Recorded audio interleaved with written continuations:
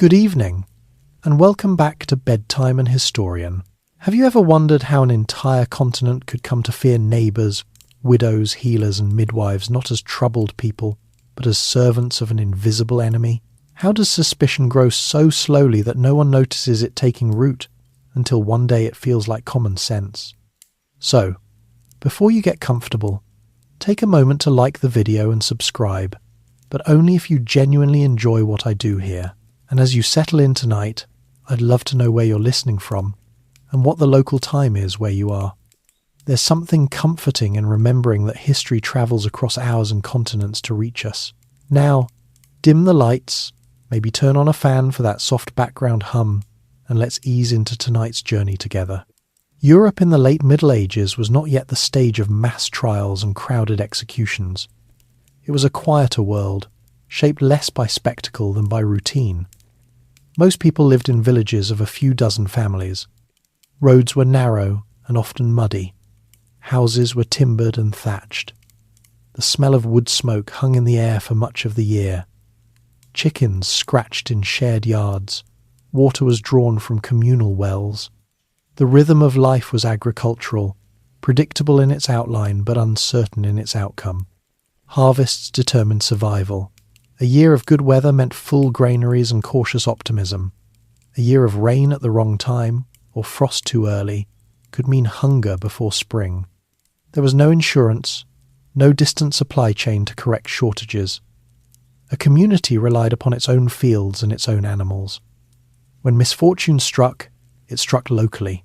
Religion framed how that misfortune was understood. The church was not an abstract institution.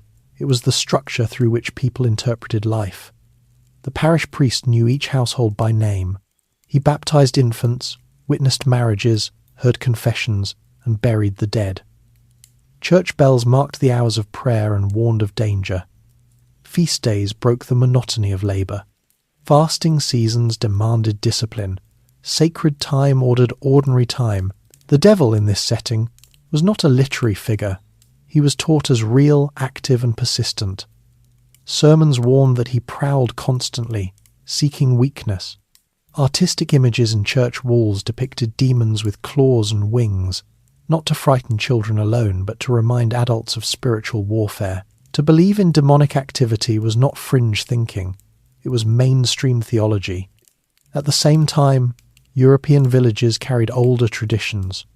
Long before Christian doctrine had fully shaped rural life, communities had explained illness and weather through charms and inherited practices. These did not disappear overnight. A woman might whisper a blessing learned from her grandmother while also attending Mass faithfully. A farmer might place trust in both a saint's intercession and a protective symbol carved into a doorway. Few saw contradiction in this blending. In earlier centuries, church authorities often dismissed popular magic as foolish superstition rather than organised evil. Canon law treated belief in night-flying witches as illusion. The official position was that some people were deceived by fantasies. The danger lay in error, not in a real conspiracy of witches. This distinction would not last. By the 14th century, Europe had endured profound shocks. The Black Death swept across the continent, removing perhaps a third of the population in only a few years. Entire villages were reduced to half their size. Priests died as they tended the sick. Skilled artisans vanished. Families were fractured. Survivors lived with an awareness of how suddenly stability could collapse.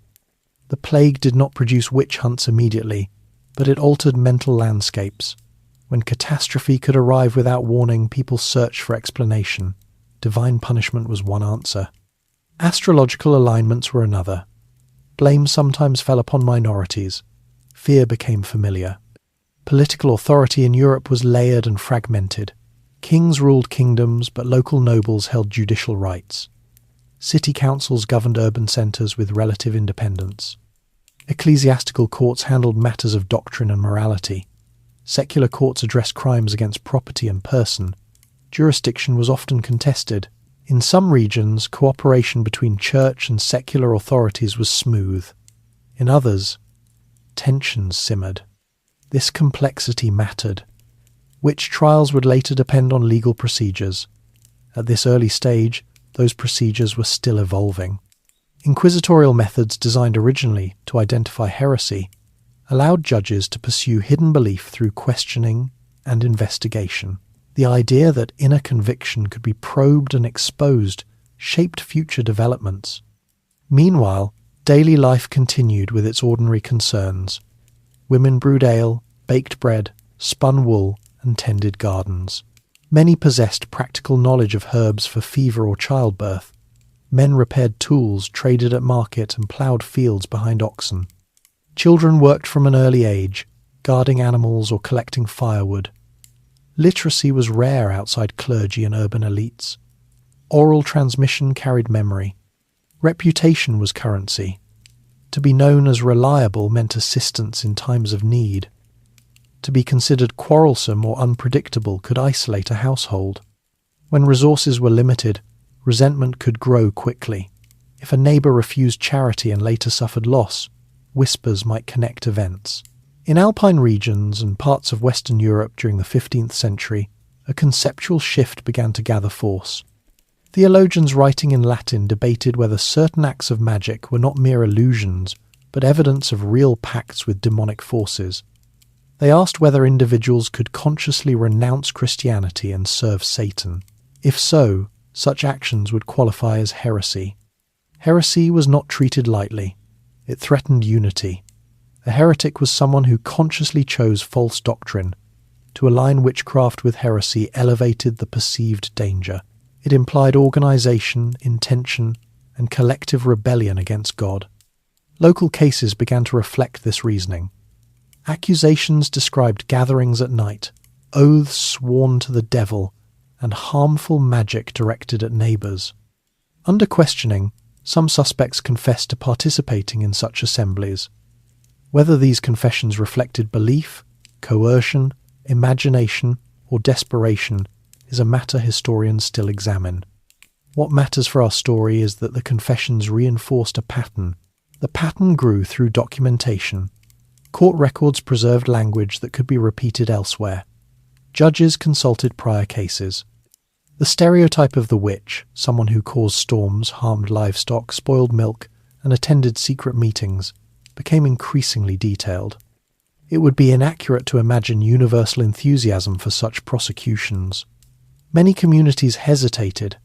Some clergy discouraged panic. Skepticism existed.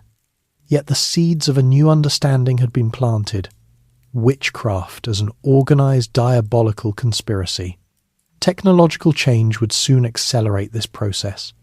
The printing press, developed in the mid-15th century, allowed ideas to travel beyond manuscript circles. Theological treatises and sensational accounts could be reproduced in greater numbers. Though literacy remained limited, printed works influenced educated elites who shaped legal and religious policy. As Europe moved toward the 16th century, additional forces unsettled society. The Protestant Reformation fractured Christian unity. Competing confessions accused each other of corruption. Religious wars erupted.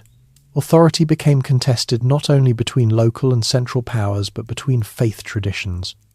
In such an atmosphere, anxiety about spiritual purity intensified. If neighbours could secretly adhere to a rival confession, perhaps they could also secretly serve the devil.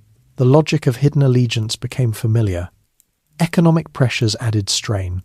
Population recovery after the plague created competition for land and employment. Price fluctuations affected urban workers. Climate shifts during the so-called Little Ice Age brought harsher winters and shorter growing seasons in some regions. Crop failures felt ominous.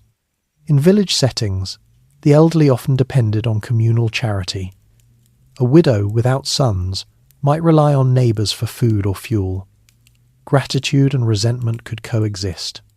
If she muttered in frustration after being refused help, and later illness struck that household, memory could draw a line between words and consequence. The gendered dimension of accusations began to emerge gradually.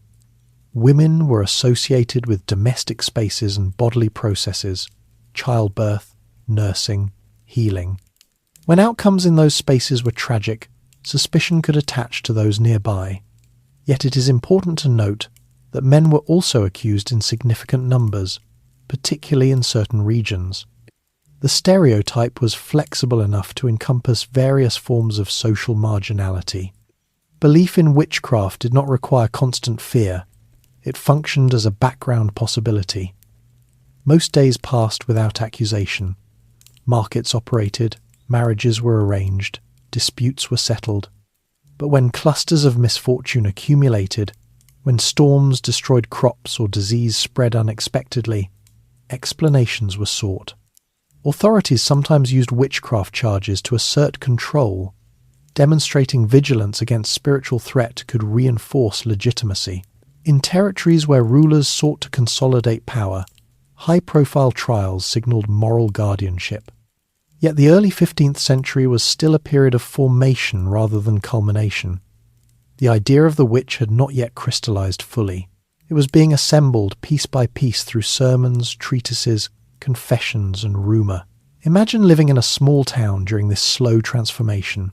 You attend church, hear warnings about the devil's cunning, and listen to stories circulating from neighbouring villages. You notice that certain behaviours attract suspicion. You adjust your conduct accordingly. Fear is not overwhelming, but it is present, like a draft beneath a door. For scholars and judges, intellectual debates continued. Could demons manipulate weather? Could they transport humans physically? Were nocturnal gatherings real or imagined? These questions were not rhetorical exercises. They influenced legal judgments. As decades passed, answers leaned increasingly toward affirmation of real diabolical activity. This shift would prove decisive. Once witchcraft was framed as tangible alliance with evil, prosecution became not merely permissible but necessary. Still, it is worth pausing in this early moment. Europe had not yet entered the peak of the hunts. Communities were complex, capable of both suspicion and solidarity. Some regions experienced minimal trials throughout the entire period. The phenomenon was uneven, shaped by local conditions. If you had been born into such a village, accustomed to blending Christian devotion with inherited customs, aware of hardship but also of shared labour, what beliefs would have felt natural to you? Would the idea of hidden witches have seemed distant or plausible? The story we are beginning is not one of sudden madness. It is one of gradual redefinition. Concepts once dismissed as superstition were recast as crime. Practices once tolerated became suspect. Authority shifted its stance. The ground beneath ordinary life began to change.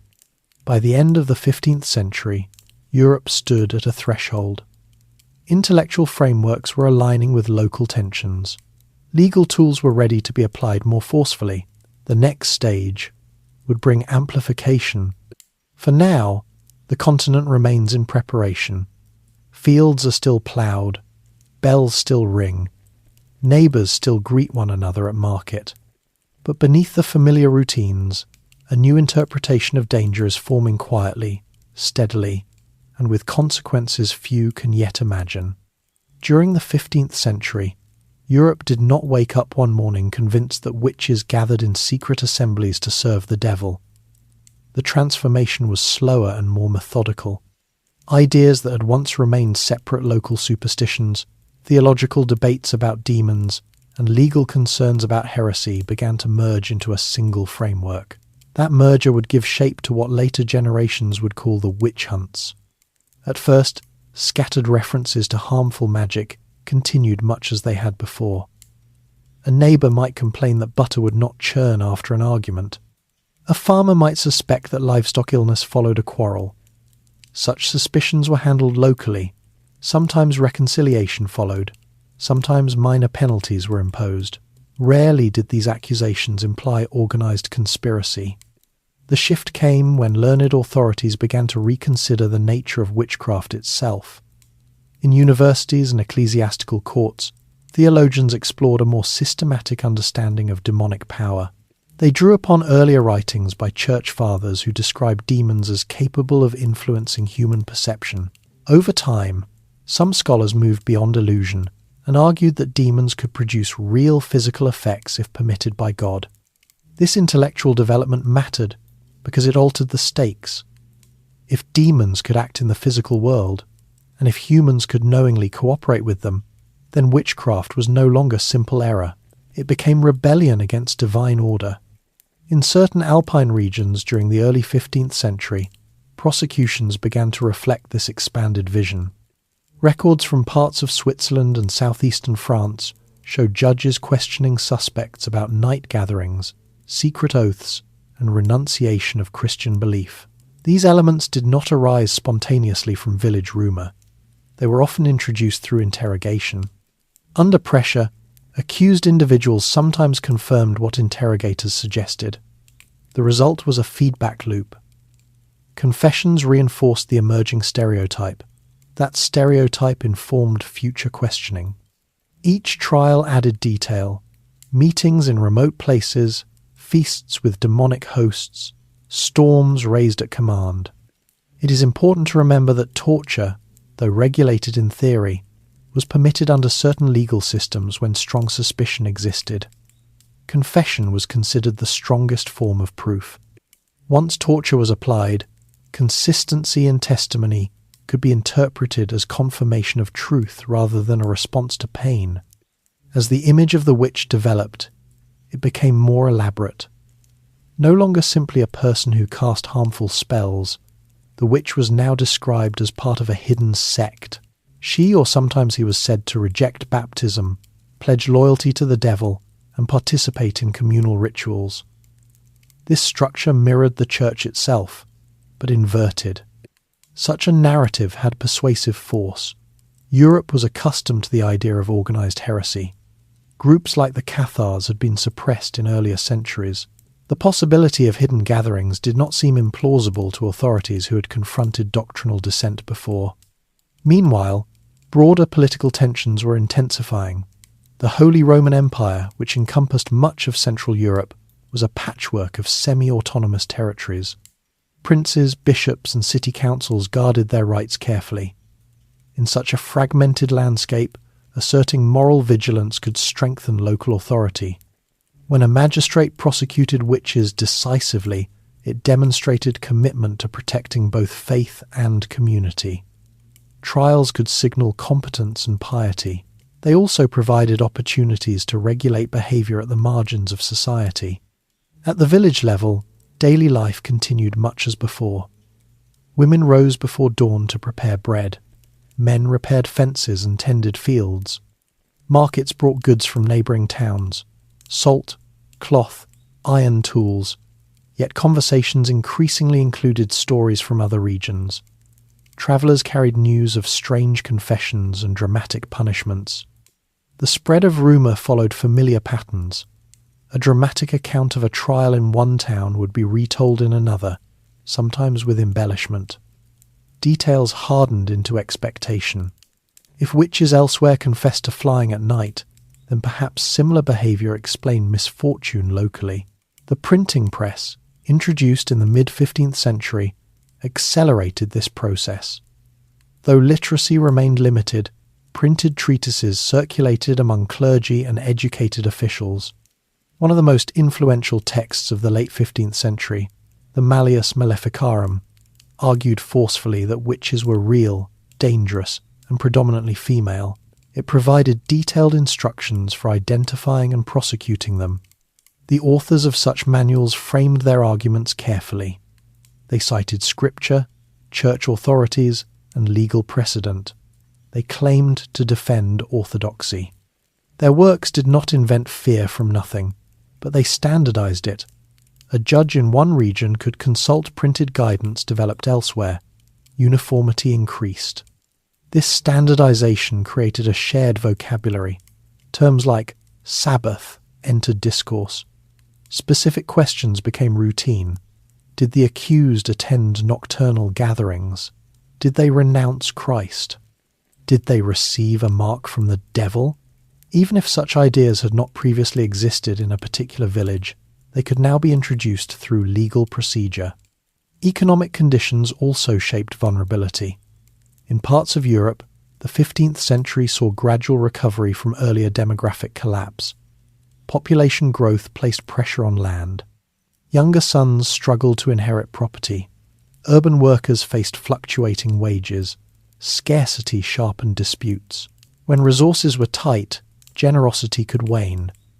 An elderly woman requesting alms might be viewed as burdensome. If she expressed resentment after refusal, and illness followed, neighbours might recall her words with unease. Over time, repeated patterns could crystallize into accusation. Gender expectations influenced perception. Women were responsible for domestic production, brewing, baking, dairying. If butter failed or bread spoiled, suspicion could attach to those involved. Female healers, though valued, operated in a space between accepted knowledge and inherited custom. Their remedies, successful or not, carried risk to reputation. Yet men were not immune. In certain regions, particularly in parts of Scandinavia and Normandy, men constituted a significant portion of the accused. Fishermen whose boats sank unexpectedly or shepherds associated with animal disease could fall under suspicion. Marginal occupations often attracted scrutiny. As prosecutions multiplied in some areas, psychological dynamics shifted. Once several individuals confessed to attending gatherings together, networks expanded rapidly. Each name offered under interrogation could generate new arrests. Entire communities could become entangled. Still, the phenomenon was uneven. Some regions experienced intense waves of trials, others saw very few. England, for example, would later conduct fewer executions than parts of Germany or Switzerland. The reasons were complex, involving legal standards, judicial culture, and political stability. During the late 15th and early 16th centuries, Europe also faced religious upheaval. The Protestant Reformation challenged papal authority. Territories divided along confessional lines. Catholics and Protestants accused one another of doctrinal error. In such an environment, concern about spiritual purity intensified. Both Catholic and Protestant authorities prosecuted witches, though patterns varied. For reformers who emphasized scripture and moral discipline, eliminating diabolical influence aligned with broader goals of purification. In Catholic regions responding to reform, demonstrating vigilance against heresy and witchcraft could reinforce legitimacy. Climate conditions may also have played a subtle role. The period known as the Little Ice Age brought cooler temperatures in parts of Europe. Harvest failures and food shortages followed in certain decades. When crops failed repeatedly, the temptation to attribute misfortune to malevolent intent increased. It is easy to imagine that people in the past were uniformly credulous, yet skepticism existed alongside belief. Some judges dismissed accusations as unreliable. Certain theologians warned against excessive zeal. Doubt did not disappear. It coexisted with fear. Nevertheless, by the early 16th century, the conceptual framework of organized witchcraft had taken firm hold in many parts of Europe. The witch was no longer merely a village quarrel amplified. She was a participant in a cosmic rebellion. For an ordinary person living in this era, the transformation might have felt gradual. Sermons became more explicit, legal procedures more probing, stories more detailed. The world remained recognizable fields, markets, church, but the interpretation of misfortune had shifted. If storms destroyed vineyards, one might ask not only about weather patterns but about hidden malice. If illness spread inexplicably, the possibility of demonic intervention might arise sooner than before. This merging of theology, law, rumour, and local tension created fertile ground. The witch hunts did not erupt everywhere at once. They emerged where conditions allowed, where judicial systems permitted torture, where authorities were motivated, where social strain was acute. By the middle of the 16th century, Europe was poised for escalation. Confessional conflict, economic pressure, and printed demonology combined to intensify suspicion. Trials would grow larger. Executions would increase in certain territories. Entire towns would experience waves of accusation. Yet the story remains complex. Not all communities surrendered to panic. Some resisted. Some courts demanded higher standards of proof. The same Europe that produced fervent prosecutions also produced measured restraint. As invisible enemies took shape in the imagination, they acquired names, rituals, and structure. Fear, once diffused, became organized. If you had lived in such a time, hearing sermons warning of hidden gatherings, aware of confessions from nearby towns, dependent on neighbours, yet wary of their resentment, how steady would your confidence have remained? The groundwork had been laid. The image of the witch stood clearly before Europe now, defined and codified. What followed would depend not only on belief, but on power. By the early 16th century, the idea of the witch as a deliberate servant of the devil had entered legal language in several parts of Europe. What had once been debated among theologians now appeared in courtrooms. The shift did not occur through public decree alone. It unfolded through rulings, manuals, and revised interpretations of existing law. Quietly, the boundaries of acceptable belief narrowed. Church law had long treated superstition as error rather than organized rebellion. Medieval canonists had argued that those who claimed to fly at night with spirits were deceived by illusion. To believe such fantasies was foolish, not criminal. That older position did not disappear immediately. It lingered in some regions, influencing cautious judges. Yet by the 15th century, certain clerics began to argue that dismissing reports of diabolical gatherings underestimated the devil's capacity. If heresy was conscious rejection of the faith, and if witches renounced baptism and worshipped Satan, then witchcraft qualified as heresy. Heresy demanded investigation. The inquisitorial system provided tools for that investigation. Originally designed to confront doctrinal deviation, inquisitorial procedure allowed judges to initiate cases without a private accuser. Suspicion could be enough to open inquiry. Witness testimony, rumour, and reputation became admissible in new ways. Under this model, the court actively sought hidden truth rather than simply arbitrating disputes between parties. In regions where ecclesiastical courts cooperated with secular authorities, the effect could be significant. A charge of diabolical witchcraft crossed jurisdictions. It concerned both spiritual integrity and public order. Secular magistrates often took the lead in sentencing, especially when execution was involved. The logic of procedure mattered.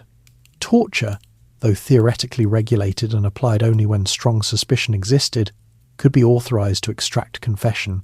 Legal theory held that torture could not produce truth unless guilt was already likely. In practice, once torture was applied, resistance became difficult. Confession, considered the most reliable form of proof, frequently followed. Printed legal manuals standardized questioning.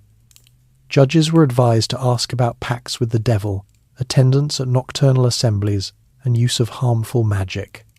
Even if local rumour had not yet included such details, interrogation introduced them. The process itself shaped narrative. At the same time, Europe was undergoing profound religious division. The Protestant Reformation fractured Christian unity across the continent. Lutheran territories, Reformed cities, and Catholic strongholds developed distinct identities. Each side feared contamination from the other. Spiritual vigilance intensified. In some Protestant regions, reformers emphasized moral discipline and community purity. Church visitations scrutinized behavior. Consistory courts monitored adherence to doctrine. Within this environment, belief in witchcraft aligned with broader efforts to cleanse society of perceived corruption. Catholic territories, particularly those influenced by the Counter-Reformation, also pursued reform. Seminaries improved clerical education. Bishops conducted visitations. Demonstrating resolve against diabolical threats could reinforce Catholic renewal. Thus, despite confessional conflict, both Protestant and Catholic authorities participated in witch prosecutions. The hunts were not confined to one branch of Christianity. They emerged where legal frameworks and social tensions converged. Political instability amplified the effect. The Holy Roman Empire remained decentralized, with hundreds of territories exercising judicial autonomy. Some prince-bishops and secular rulers saw witch trials as opportunities to assert moral authority. Large-scale prosecutions in certain German territories during the late 16th century reflected this intersection of power and belief.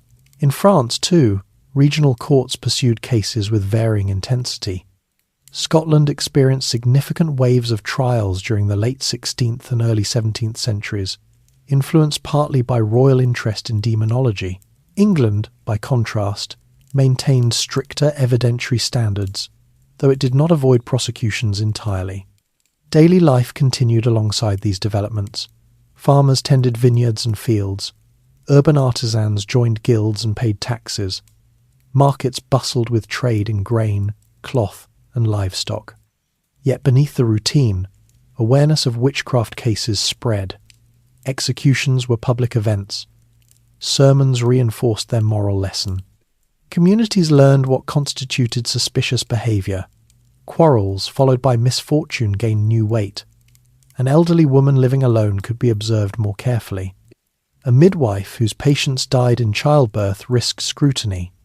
A man who boasted of unusual knowledge might attract attention. Economic shifts sharpened vulnerability. Price inflation in the 16th century strained household budgets. Population growth intensified competition for work. Periodic crop failures reminded communities of their fragility. When explanations were scarce, suspicion found direction. The stereotype of the witch evolved further. Demonological texts describe the Sabbath as an organized gathering where participants worshipped the devil in animal form, feasted, and plotted harm. Whether such gatherings existed in reality is doubtful. Evidence suggests that details often emerged under interrogation. Nevertheless, the image acquired authority through repetition. Judges sometimes sought corroboration by identifying physical marks on the body, believed to indicate demonic pact. These examinations, invasive and humiliating, reinforced the assumption of guilt. Once a mark was declared found, skepticism diminished. Children occasionally entered the narrative. In some regions, they were called to testify or even accused themselves. Their statements, shaped by questioning, could expand networks of suspicion. Entire families became implicated. Yet it would be misleading to present Europe as uniformly engulfed. Many territories experienced limited or no executions. Legal culture influenced outcome. In places where appellate courts reviewed sentences carefully, enthusiasm could be restrained. Where torture was more tightly regulated, confessions were fewer. Still, certain regions saw escalation. In parts of Germany during the late 16th century, mass trials resulted in dozens or even hundreds of executions over short periods. The combination of decentralized authority, confessional tension, and local economic strain created volatile conditions. The social composition of the accused varied. While women constituted a majority overall, percentages fluctuated by region. Age often skewed older, though younger individuals were not immune. Social isolation and poverty increased risk, but prosperous citizens could also be targeted during intense waves. The psychological atmosphere in towns experiencing multiple trials changed perceptibly. Fear narrowed conversation. People avoided open disagreement. Everyday conflicts acquired dangerous potential. The boundary between ordinary misfortune and alleged malice blurred. In these environments, some officials grew uneasy. Jurists trained in Roman law emphasized evidentiary standards. They warned against over-reliance on confession obtained through torture. A minority of theologians questioned the coherence of Sabbath narratives. Doubt began to circulate quietly. However, doubt rarely halted trials immediately. Where authorities were committed, prosecutions continued. The machinery of accusation, once set in motion, proved difficult to slow. Consider a small German town around 1580. The harvest has been modest. Religious tensions simmer between neighbouring territories.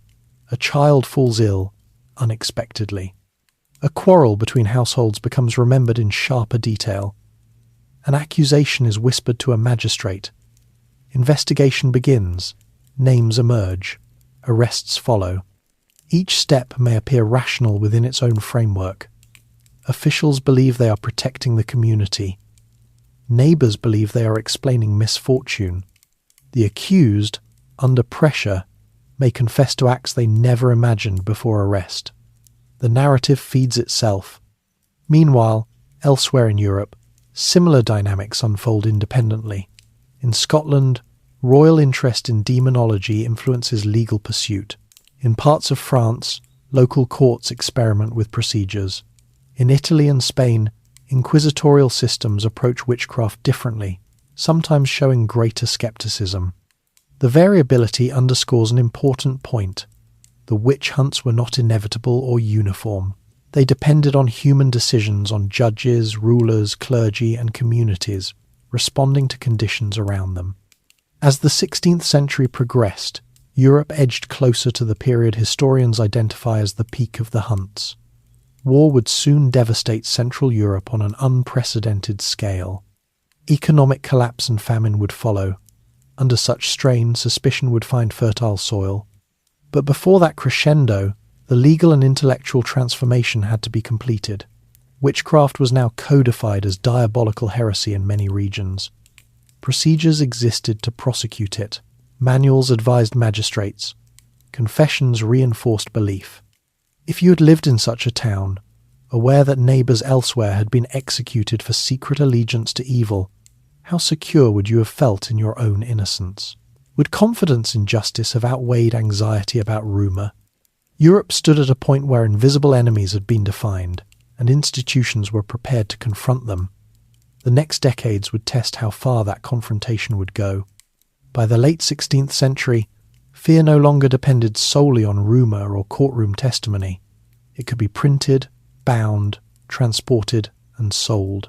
The invention of the printing press more than a century earlier had already transformed religious debate and political communication. Now it played a quieter but powerful role in shaping how Europeans imagined witchcraft. Printing did not create belief in witches.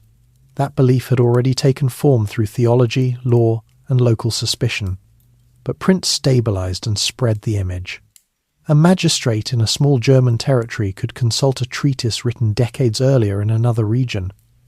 A preacher in Scotland could read about trials in France. Pamphlets recounting sensational confessions circulated beyond the towns where they occurred. One of the most influential works, published in the late 15th century, argued that witches were not rare exceptions but active agents of Satan. Its authors framed their case as a defense of orthodoxy, insisting that disbelief in witches bordered on heresy itself. Though not universally accepted, the text travelled widely and influenced generations of officials. These manuals provided structured guidance, how to identify suspects, how to question them, how to interpret resistance. They emphasized patterns, night meetings, pacts with the devil, harmful magic. Even when local accusations began with something modest, such as spoiled milk or sick livestock, interrogation could expand them into a full narrative of conspiracy. Print also shaped imagination in subtler ways. Woodcut illustrations depicted witches flying through the air, gathering around demonic figures, or stirring cauldrons. For many who could not read, images communicated powerfully. They fixed certain expectations about what witches did and how they appeared. At the same time, literacy was spreading slowly beyond clerical and elite circles. Urban artisans, merchants, and some rural householders acquired basic reading skills. Printed sermons and broadsheets entered domestic spaces. Stories of trials in distant regions could be discussed at market stalls or in taverns. This flow of information did not produce uniform reaction. In some places, exposure to printed demonology intensified vigilance. In others, it provoked skepticism. The same technology that amplified fear also enabled critique. A minority of writers questioned the reliability of confessions and the logic of Sabbath narratives. Political conditions further complicated matters. Europe in the late 16th and early 17th centuries was marked by confessional division and intermittent warfare. Rulers sought to consolidate control within their territories. Public demonstrations of moral authority could strengthen their position. In parts of the Holy Roman Empire, decentralized governance meant that local authorities wielded significant judicial power. Prince-bishops and secular lords sometimes pursued witch trials vigorously, interpreting them as acts of purification. When trials produced confessions naming additional suspects, networks expanded rapidly. Urban centres experienced their own tensions. Guild regulations controlled trades tightly, and economic competition could foster resentment. Women who operated outside formal guild structures, such as independent healers or brewers, could be seen as disruptive. Accusations sometimes reflected these undercurrents. The period also coincided with climatic fluctuation. Cooler temperatures and erratic weather affected harvests in various regions. When vineyards failed or grain yields declined, communities felt exposed. The search for explanation returned to familiar patterns: divine displeasure, hidden malice, spiritual threat. In territories where authorities embraced aggressive prosecution, printed accounts of successful trials reinforced momentum. A confession, extracted in one town, became precedent in another. The narrative of the witch Sabbath grew more detailed with each retelling. Yet even at this stage, variation remained significant. Some regions of Italy and Spain, under inquisitorial systems, demonstrated caution. Their procedures often required higher evidentiary standards. Appeals to central authorities sometimes halted local enthusiasm. As a result, large-scale executions were less common there than in parts of Germany or Switzerland. In England, the legal framework differed. Torture was not routinely permitted under common law. Witchcraft was prosecuted, but evidentiary rules constrained procedure. Accusations relied more heavily on witness testimony and alleged familiar spirits. The scale of executions remained smaller compared to continental peaks. Scotland, by contrast, experienced notable waves of trials, particularly during periods of political uncertainty. Royal endorsement of witch-hunting rhetoric gave additional weight to prosecutions. Printed accounts of Scottish trials circulated widely, feeding continental imagination as well. As information travelled, so did fear. Consider a modest town in Central Europe around 1600. News arrives that a neighbouring territory has uncovered a network of witches responsible for storms and disease. Pamphlets recount dramatic confessions. Local clergy preach about vigilance. The town council discusses whether similar dangers might exist within its own walls. Ordinary residents absorb these signals. A dispute over pasture rights takes on sharper edges. A woman known for blunt speech is remembered for past quarrels. When misfortune strikes, perhaps a sudden death or livestock illness, older grievances combine with new imagery. Suspicion finds direction. Once a trial begins, printed manuals guide questioning. Judges ask about gatherings and pacts even if the accused has never heard of such things. Under pressure, fragments of suggested narratives may be incorporated into confession. Those fragments become proof, cited in subsequent cases. This process illustrates how culture and law intertwined. Belief was not merely spontaneous, it was cultivated. Authorities who believed in diabolical conspiracy acted accordingly. Their actions shaped outcomes that seemed to confirm their beliefs. At the same time, dissenting voices existed. Some jurists argued that torture corrupted testimony. Certain clergy cautioned against credulity. A few writers published critiques, suggesting that many accused were innocent victims of fear and coercion. Their arguments circulated through the same print networks that spread demonology. The tension between amplification and skepticism defined the period. In regions where skepticism gained institutional support, trials subsided. Where zeal prevailed, persecution intensified. The printing press thus functioned as both magnifier and mirror. It magnified fear by repeating vivid accounts. It mirrored existing anxieties, reflecting them back in standardized form. Daily life continued in parallel. Fields were planted, apprentices learned trades, weddings and funerals punctuated the year. Yet, in towns experiencing waves of trials, atmosphere shifted. Conversation grew cautious. Social trust eroded. Children were warned to speak carefully. One of the most dangerous features of large-scale hunts was the chain reaction. Confessions often included names of alleged accomplices. Each new arrest produced further names. In some German territories during the early 17th century, Dozens or even hundreds were executed over short periods. Entire neighbourhoods were implicated. Such outbreaks were not universal, but where they occurred, they reshaped communities permanently. Property changed hands, families were extinguished. Records show the economic cost alongside human loss. As Europe approached the outbreak of the 30 Years' War in 1618, tensions intensified further. Religious conflict, territorial ambition, and fragile alliances set the stage for devastation. In the years of war that followed, famine and displacement would heighten vulnerability. The printed image of the witch was now well established, organised, conspiratorial, and dangerous. It travelled across borders more easily than armies. Its details were consistent enough to create recognition, flexible enough to adapt to local conditions. If you imagine yourself in a village where pamphlets describe witches raising storms, and where sermons warn of hidden assemblies, how easily might suspicion take root when hail destroys your crops? Would you question the narrative, or would it offer a sense of explanation amid uncertainty? By the early 17th century, the witch hunts were poised to reach their most intense phase in parts of Europe. Print had done its work. Law had been reshaped. Belief had been organised. The next stage would unfold under the shadow of war. As the 17th century opened, the image of the witch had already been formed in legal texts and printed pages. Yet trials did not begin in books.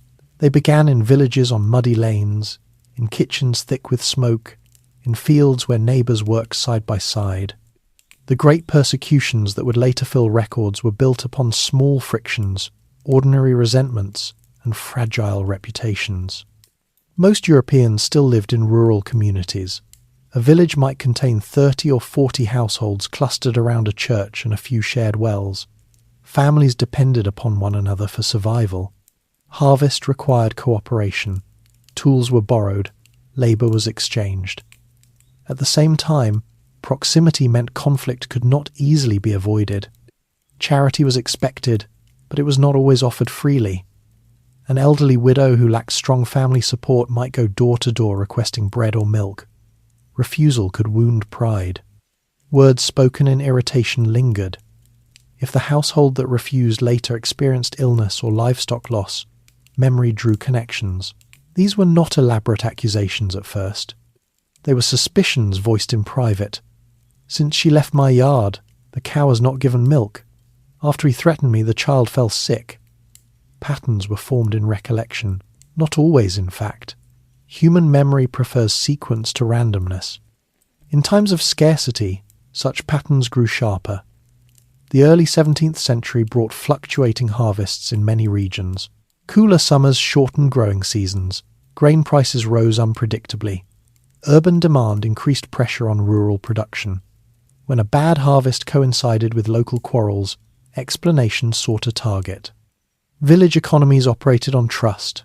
If one household was considered unreliable or ill-tempered, cooperation weakened. Social isolation could follow. Once isolated, a person became more vulnerable to suspicion. Reputation was a fragile defence. Women were often at the centre of these tensions because of their economic roles. They brewed ale for sale, prepared dairy products, assisted in childbirth, and administered herbal remedies. Success in these tasks earned respect. Failure invited scrutiny. When milk soured or infants died, events tragically common blame could attach to those nearest. Age also mattered. Older women who outlived husbands sometimes depended upon neighbours for support. Without sons to advocate for them, they stood exposed. Yet youth did not guarantee safety. In certain outbreaks, younger women were accused when confessions named them. Men, too, could fall under suspicion, especially those whose occupations touched uncertainty: shepherds, millers, or men known for unconventional habits. In some regions, a man with a reputation for anger or disputes over land rights might be accused if misfortune struck those with whom he had quarrelled. The escalation from private suspicion to public accusation required a catalyst. Sometimes it was illness spreading among children, sometimes a series of crop failures. Occasionally, it was the intervention of local clergy who interpreted events as spiritual threat. Once formal complaint reached a magistrate, procedure took over. Interrogation rarely confined itself to the original grievance. Judges, informed by demonological literature, asked structured questions about pacts with the devil and attendance at gatherings. A villager accused of spoiling milk might suddenly be pressed to describe nocturnal meetings. The scope expanded. Under questioning, especially if torture was authorized, confessions could grow elaborate. The accused might repeat details suggested by interrogators, weaving them into personal narrative. Each confession reinforced communal fear. If one neighbour admitted to secret assemblies, suspicion fell on others. Small communities could unravel quickly. Once several individuals were arrested, cooperation collapsed. Families distanced themselves from the accused to protect their own standing. Silence became safer than defence. Children might be questioned about what they had seen or heard.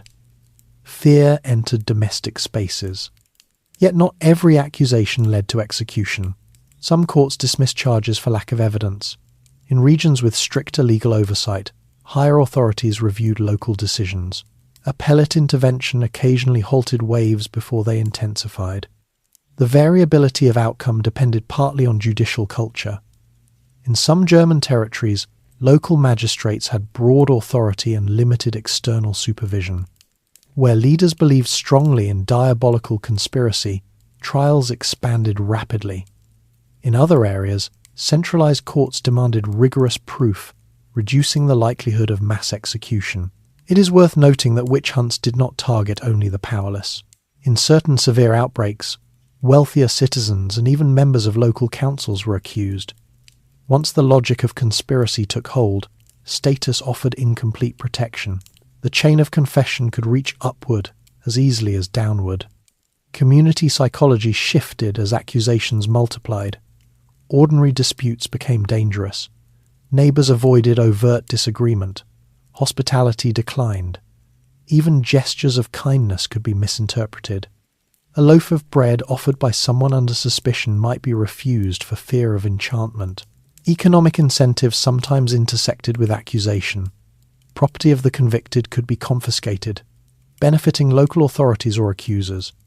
While not always the primary motive, such outcomes complicated moral landscape. In some villages, a single determined official or clergyman played a central role in intensifying trials. Personal conviction, combined with institutional authority, could transform isolated suspicion into systematic purge. Conversely, a cautious magistrate could dampen panic by refusing to pursue weak evidence. Daily routines persisted despite tension. Fields still required tending, markets still convened, but conversation carried restraint. Parents warned children to avoid certain households. Invitations to communal gatherings were reconsidered. Imagine living in such a village when the first arrest occurs. Perhaps it is a woman long regarded as difficult. Few protest initially. When she confesses and names others, unease spreads. Those named protest innocence, but fear grows. You begin to reconsider past quarrels. Words spoken months earlier feel newly significant. As more arrests follow, the sense of collective vulnerability deepens. The enemy is no longer abstract. It is said to reside among you. The possibility that several neighbours have secretly conspired against the community transforms trust into uncertainty.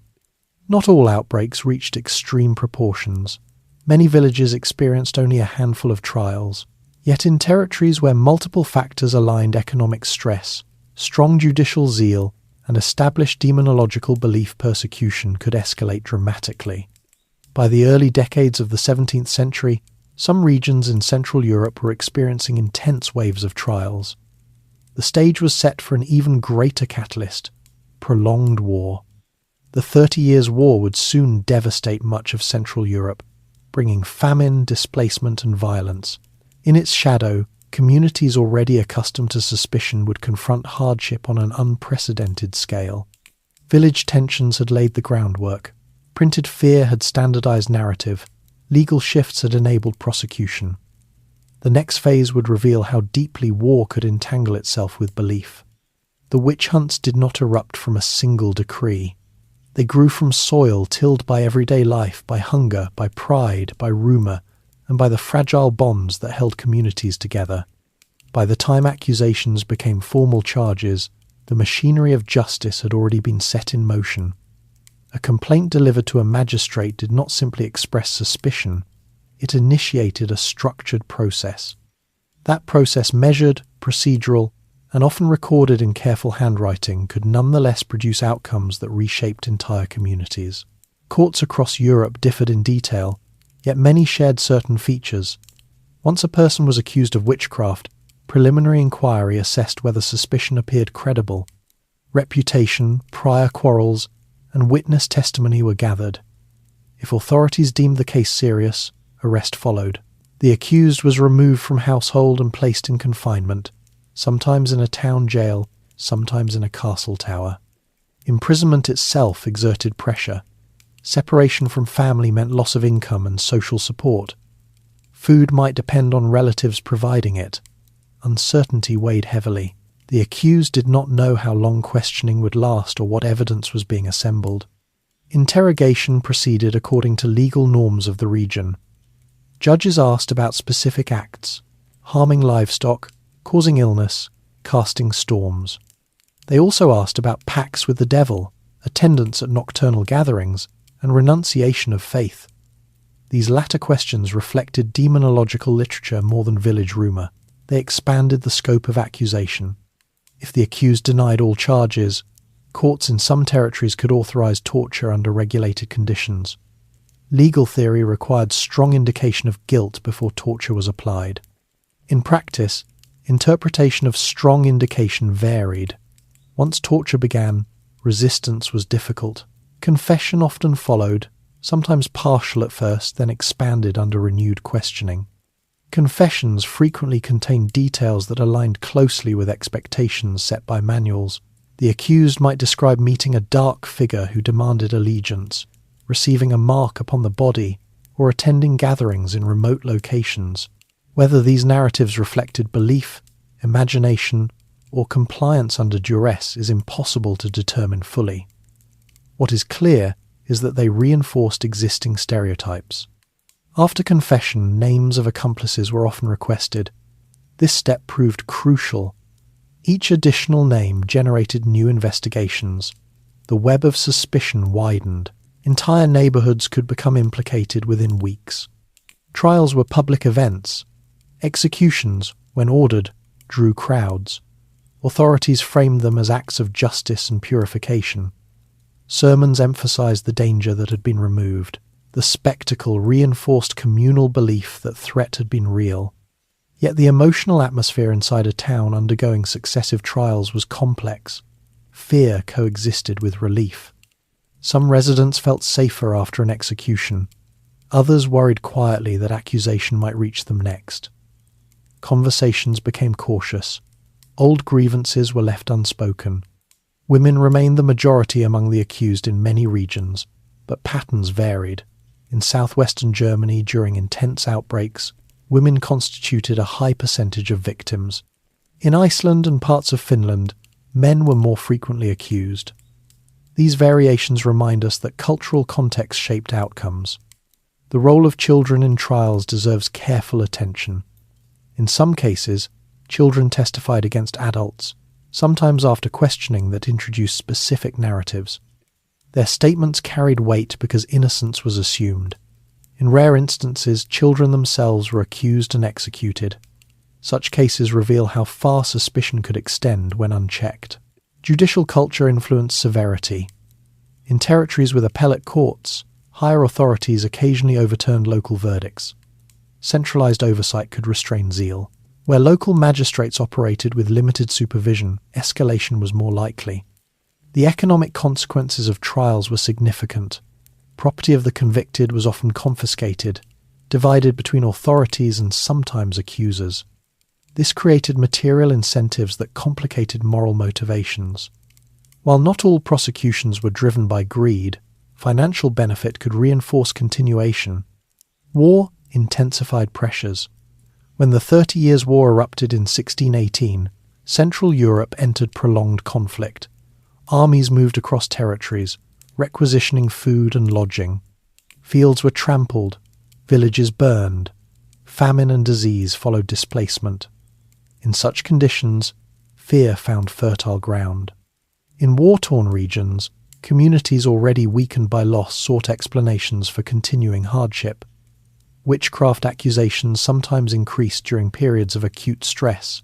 When cattle died or crops failed under wartime disruption, suspicion resurfaced. However, war also disrupted legal systems. In some territories, judicial infrastructure collapsed, limiting prosecutions. The relationship between war and witch trials was not uniform. In certain places, conflict fueled hunts. In others, it curtailed them. Inside a town experiencing trials, daily routine persisted in uneasy balance. Bakers prepared bread. Blacksmiths forged tools. Markets reopened after executions. Yet absence was visible. Houses once occupied stood empty. Children grew up without parents.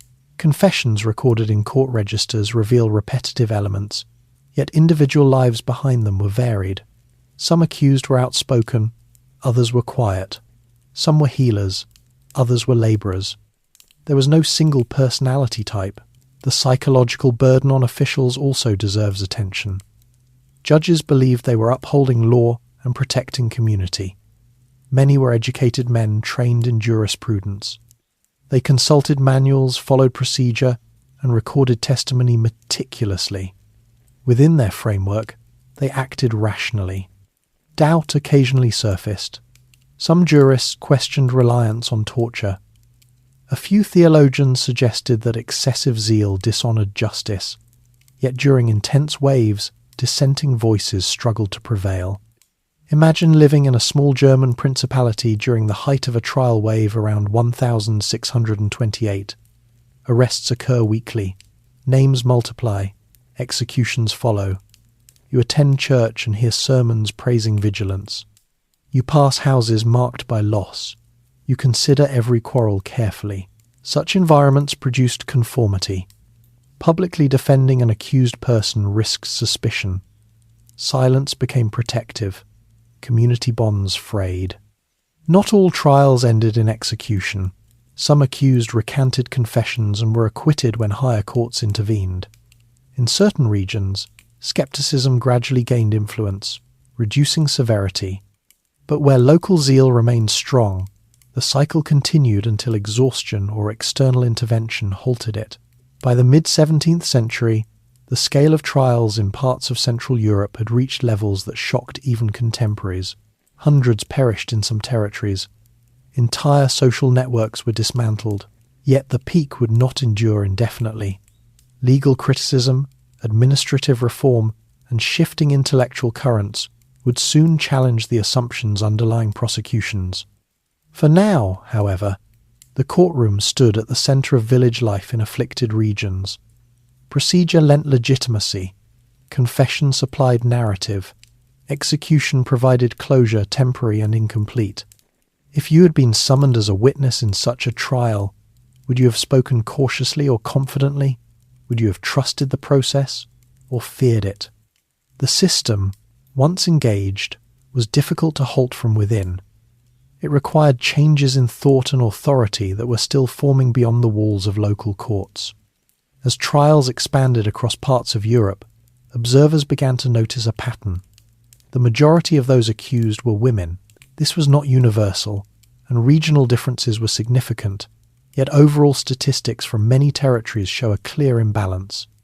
Understanding why requires careful attention to daily life, social roles, and the expectations placed upon women in early modern Europe. Most women in rural communities carried heavy domestic responsibilities. They managed households that functioned as centres of production. Bread was baked at home, ale brewed in small batches, dairy processed by hand. Gardens supplied vegetables and medicinal herbs. Women oversaw childbirth and nursing, tasks accompanied by risk and uncertainty. In times of illness, they were often the first to attempt remedies. These responsibilities placed women at the intersection of life and vulnerability. When a newborn failed to survive, or when fever spread through a household, the woman who assisted could be remembered in sorrow and suspicion. Even when she had done nothing unusual, proximity to tragedy created a shadow. Marital status influenced vulnerability. Married women often enjoyed some protection through husbands and extended family networks. Widows, particularly those without adult sons, lacked such defence. They might rely on community charity, a position that could generate tension if requests were frequent. Age mattered as well. Many accused women were middle-aged or older, beyond the years of childbearing. Their economic productivity might have declined. In a society where survival depended on contribution, dependence could provoke resentment. Yet gender imbalance cannot be reduced to economic strain alone. Cultural assumptions about women shaped perception. Early modern theology and medical theory often portrayed women as spiritually and physically weaker than men, more susceptible to temptation.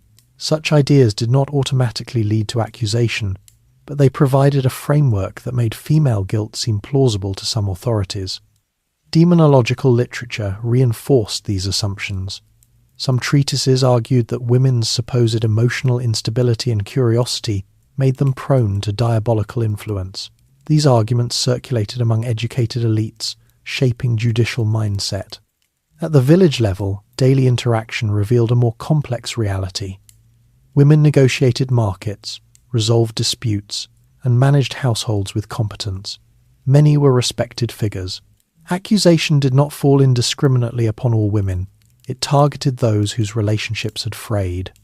Quarrels over small matters, use of common pasture, lending of tools, refusal of alms could escalate over time.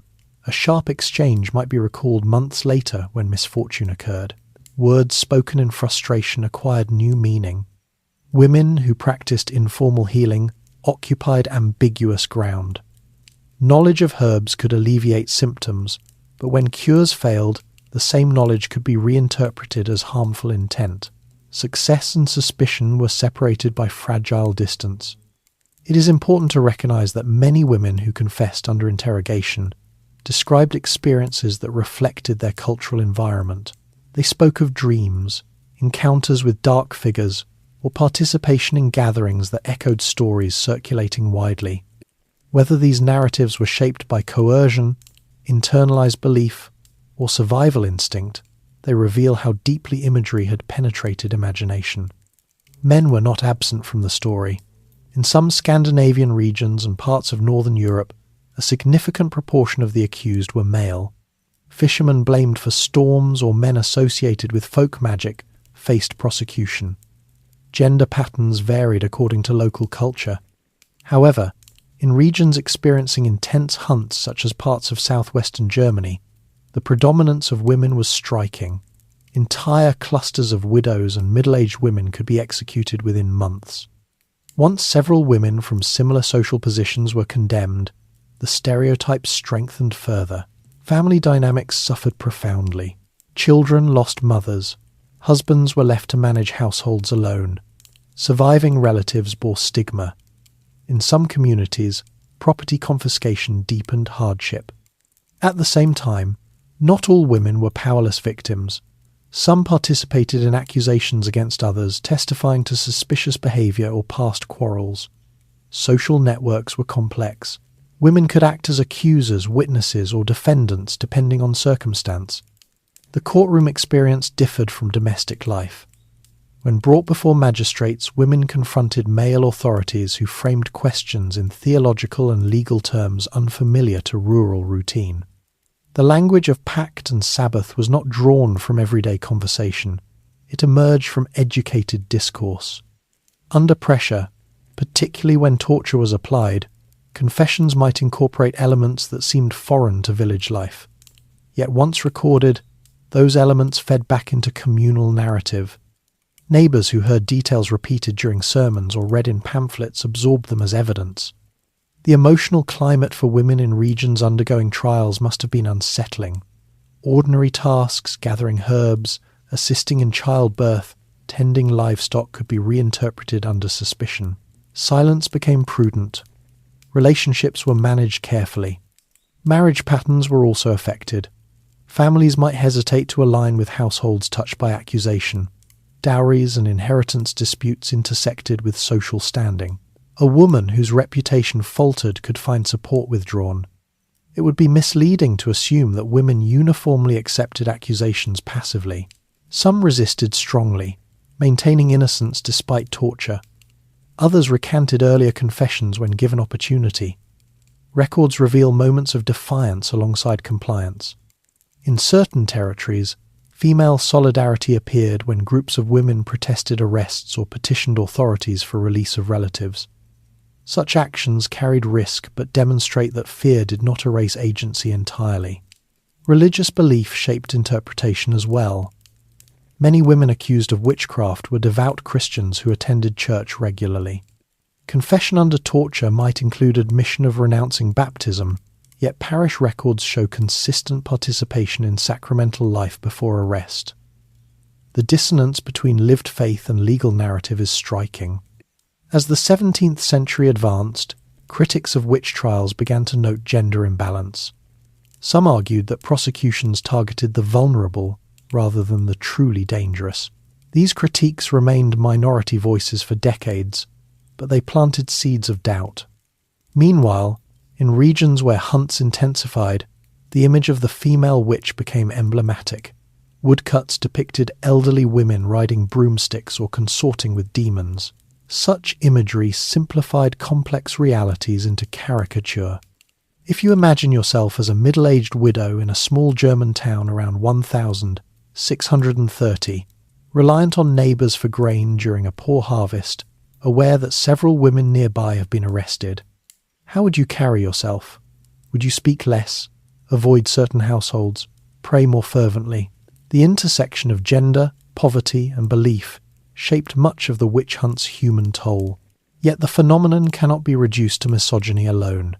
It emerged from a matrix of theology, law, and community strain in which women were disproportionately exposed.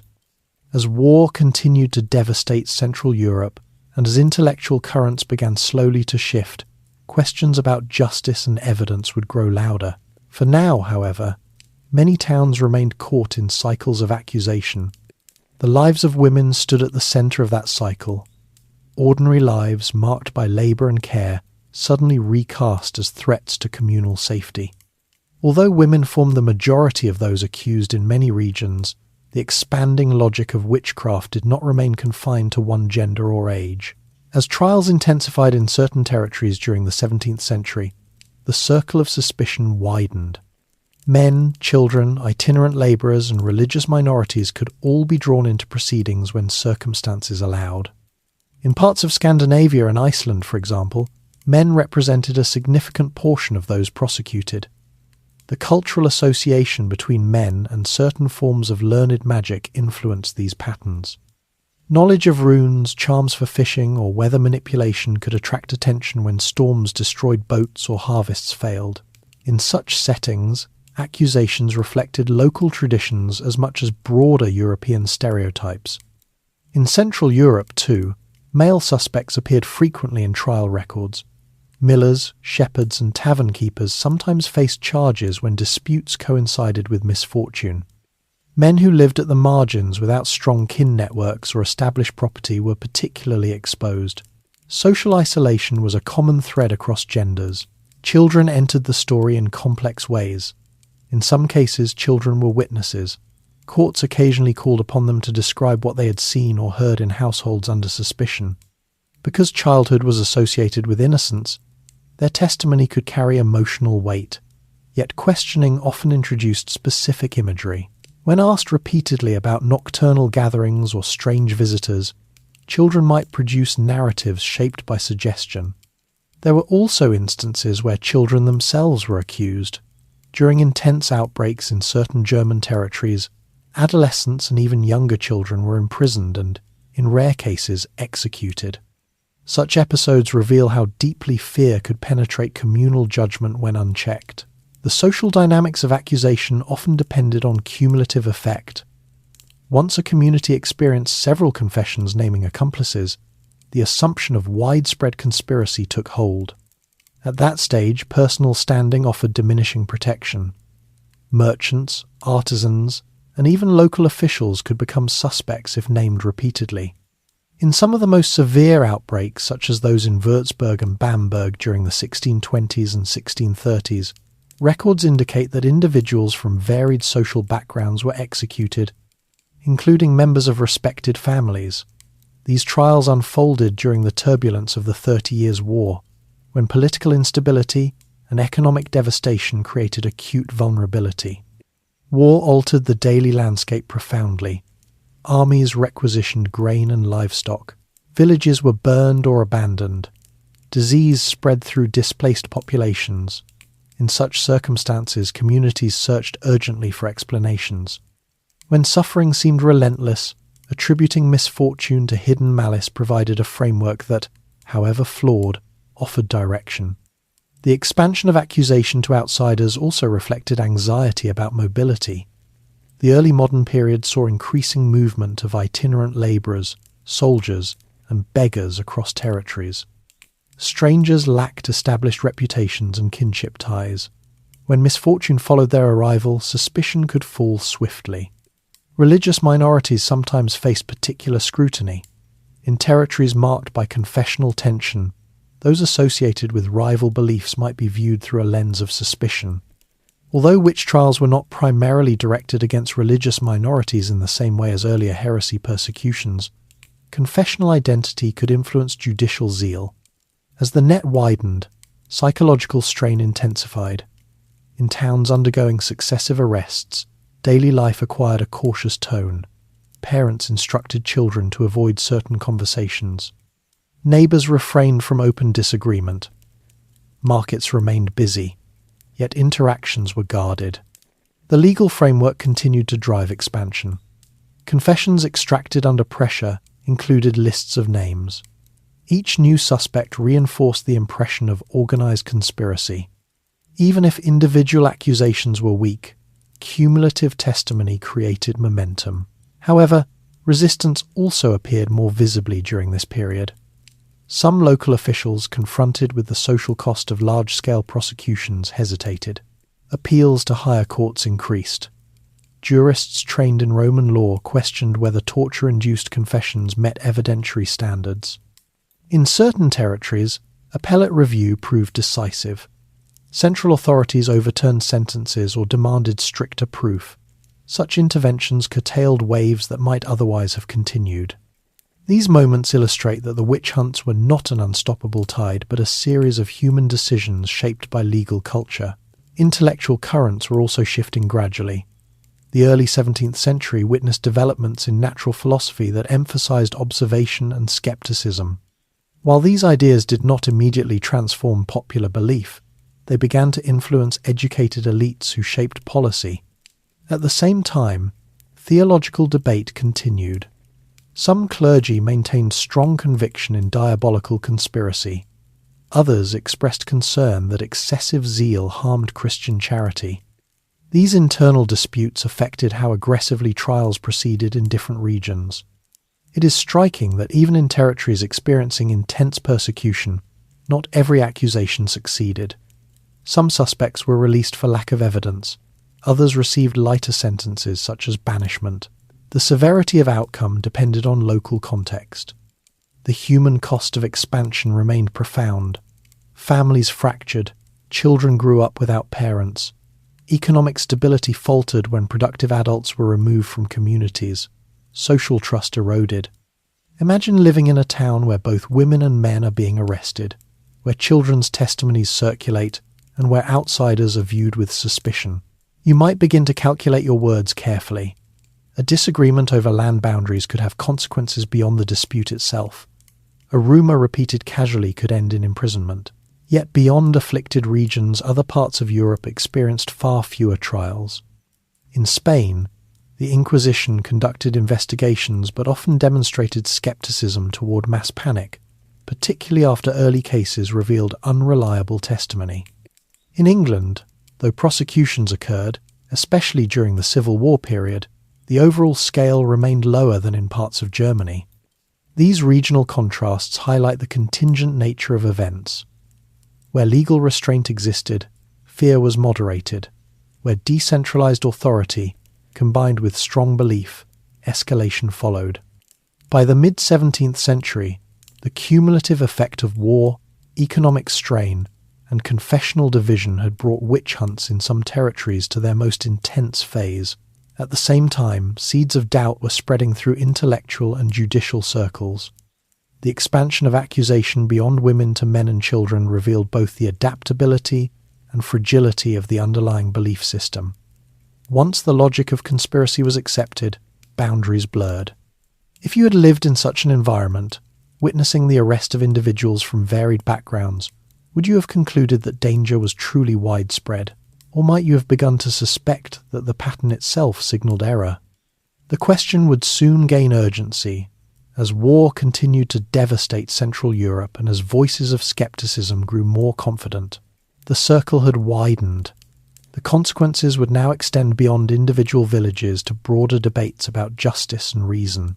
As the 17th century progressed, witch trials in certain regions no longer appeared as isolated reactions to village quarrels. They became entangled with political ambition, territorial insecurity, and the struggle for authority in a fragmented Europe. The accusation of witchcraft could serve not only as an explanation for misfortune, but as a demonstration of power. The Holy Roman Empire provides a clear example of how political structure shaped events. Composed of hundreds of semi-autonomous territories, bishoprics, duchies, free cities, it lacked centralized judicial control. Local rulers exercised significant authority within their domains. In such an environment, public displays of moral vigilance reinforced legitimacy. When a prince, bishop, or secular lord pursued witch trials aggressively, it signaled determination to cleanse the territory of hidden corruption. Executions were not merely punitive, they were performative acts of governance. They conveyed that the ruler was attentive to spiritual and social order. In the bishoprics of Würzburg and Bamberg during the 1620s and 1630s, large-scale persecutions unfolded under leaders who believed firmly in diabolical conspiracy. These territories were already destabilized by the 30 Years' War. Armies moved across their lands, draining resources and spreading disease. Political authority felt precarious. Within that atmosphere, rooting out witches aligned with a broader effort to assert control amid chaos. Trials expanded rapidly. Confessions multiplied. Individuals from varied social ranks were executed. Even clergy and officials were not immune once named. The intertwining of war and witch hunts was complex. The 30 Years' War devastated Central Europe from 1618 to 1648, causing famine, displacement, and economic collapse. Villages were burned, crops destroyed, trade disrupted. In some areas, population declined dramatically. Such devastation intensified anxiety. When suffering appeared relentless, hidden causes seemed plausible. Leaders confronting war-induced disorder might interpret witchcraft as one more destabilizing force requiring elimination. Yet war also disrupted judicial capacity in some regions. Where courts collapsed or authorities fled, prosecutions slowed. The relationship between conflict and witch hunts depended on local conditions. In some territories, war fueled persecution. In others, it limited it. Political calculations sometimes intersected with personal conviction. A ruler deeply persuaded of diabolical threat might pursue trials sincerely. Another might recognize that demonstrating firmness against witches enhanced reputation among subjects. Motivations were rarely singular. Confessional identity also shaped intensity. Territories that had recently shifted religious allegiance, whether from Catholic to Protestant or vice versa, sometimes experienced heightened vigilance. Establishing orthodoxy involved eliminating perceived internal threats. Witchcraft accusations fit within that logic of purification. Municipal politics played a role as well. In towns governed by councils of local elites, factional disputes could intersect with trials. If one faction gained control of the court, prosecutions might expand under its authority. Conversely, shifts in leadership could bring restraint. Economic strain under war conditions exacerbated tensions. Inflation eroded purchasing power, Tax burdens increased to finance military campaigns. Households struggled to maintain stability. In such circumstances, resentment could find outlet through accusation. The spectacle of execution reinforced political messaging. Public burnings or hangings demonstrated that authorities acted decisively. Sermons delivered at these events emphasized protection of community. Justice was presented as necessary and righteous. However, large-scale persecutions carried risks. When trials engulfed respected families, including merchants or officials, social cohesion weakened.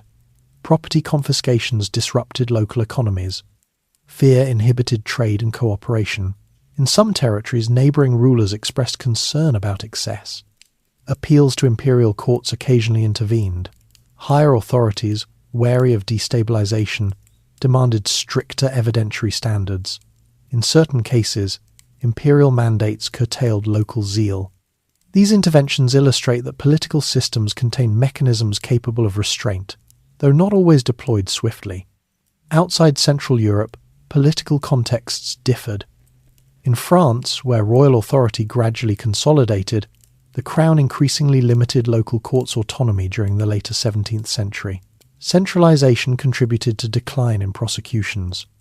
In England, common law procedures and parliamentary politics shaped a different trajectory, with notable outbreaks such as those associated with Matthew Hopkins during the Civil War, but without sustained mass persecution. Scotland's experience reflected its own political tensions. Royal endorsement of witch-hunting rhetoric during the late 16th century influenced early waves.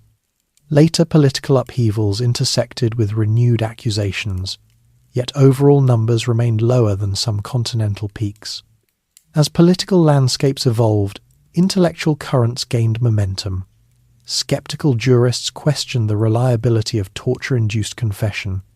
Scholars influenced by emerging scientific methods emphasized observation and natural explanation. These ideas did not instantly dismantle belief in witches, but they introduced alternatives. By the mid-17th century, exhaustion set in within some afflicted territories. After years of war and waves of executions, communities faced demographic and economic depletion. Authorities began to recognize the cost of unchecked prosecution. Imagine living in a German bishopric during the height of trials. You have endured war, requisitions, and hunger. Now neighbours are executed in the name of purification. You attend public sermons affirming justice, yet you also see families diminished. Would you feel protected or unsettled? The political dimension of witch hunts reveals that belief alone did not determine outcome. Power shaped enforcement. Where rulers endorsed and organised prosecution, it flourished. Where authority centralised and demanded restraint, it waned. By the time the Peace of Westphalia ended the 30 Years' War in 1648, Europe was profoundly altered. Political boundaries stabilised somewhat. Religious coexistence, though uneasy, was recognised legally in parts of the empire. Reconstruction began slowly. In the decades following the war, the intensity of witch trials in Central Europe declined markedly. The devastation had altered priorities. Rebuilding economies and populations demanded stability more than spectacle. Yet the belief system that had sustained persecutions did not disappear overnight. It lingered in sermons, folklore, and local memory. Sporadic trials continued in various regions through the late 17th and early 18th centuries. The political use of witch hunts illustrates how deeply they were woven into structures of governance. They were not merely expressions of popular fear. They were tools wielded within broader struggles for authority. If you consider how societies respond to crisis, how leaders demonstrate resolve, how communities seek order amid chaos, the pattern becomes less mysterious. Fear aligns with power. Policy amplifies belief. By the mid-17th century, however, a gradual shift was underway. Judicial skepticism increased. Central authorities asserted oversight. Intellectual debate widened. The most intense phase of mass persecution was passing. By the middle decades of the 17th century, Europe was emerging from one of the most destructive conflicts in its history. The 30 Years' War had left vast regions of Central Europe impoverished and depopulated. Entire villages lay abandoned. Trade routes had shifted. Fields that once produced grain were overgrown. In this altered landscape, the witch hunts entered a new phase, less explosive in some territories, yet still capable of sudden resurgence. The end of formal warfare in 1648 did not immediately restore stability. Demobilized soldiers roamed in search of work. Refugees returned to towns where homes no longer stood. Local authorities faced the challenge of rebuilding economies while restoring confidence among citizens. In many places, administrative reform became a priority. Judicial systems, strained during years of conflict, began to undergo review. Appeals to higher courts increased. Rulers sought to reassert centralized control over local jurisdictions that had acted independently during wartime chaos. In some German territories, imperial mandates reinforced oversight of witchcraft prosecutions. Demands for stricter evidentiary standards limited the rapid expansion of trials that had characterized earlier decades. This administrative tightening coincided with intellectual shifts already underway. Scholars influenced by developments in natural philosophy questioned explanations rooted solely in diabolical causation. Although belief in the devil remained widespread, alternative frameworks for understanding illness and natural events gained credibility among educated elites. The early scientific movement did not directly campaign against witch trials, yet its emphasis on observation, experimentation, and natural causation subtly altered the mental environment. When physicians began to describe disease in terms of bodily processes rather than spiritual assault, the ground beneath certain accusations weakened. Legal scholars also contributed to decline. Some jurists argued that torture produced unreliable testimony. They pointed out inconsistencies in confessions and warned that chains of accusation could be self-perpetuating. These critiques circulated in learned circles and influenced policy gradually. Despite these developments, local outbreaks continued sporadically. In parts of Switzerland and southern Germany, trials flared again in the 1650s and 1660s. These episodes often followed periods of hardship, crop failure, epidemic disease, or social unrest. The underlying belief system had not vanished. It remained embedded in culture. Elsewhere, patterns differed. France experienced a gradual reduction in executions as royal authority centralized judicial power. The Crown increasingly required appeals in capital cases, limiting local autonomy. In England, the major wave associated with the Civil War period subsided after the 1650s. Skepticism among judges and the absence of routine torture constrained further expansion. Scotland saw continued prosecutions into the later 17th century, though numbers declined over time. Political instability and religious fervour intersected periodically with renewed suspicion. Yet even there, central oversight eventually moderated proceedings.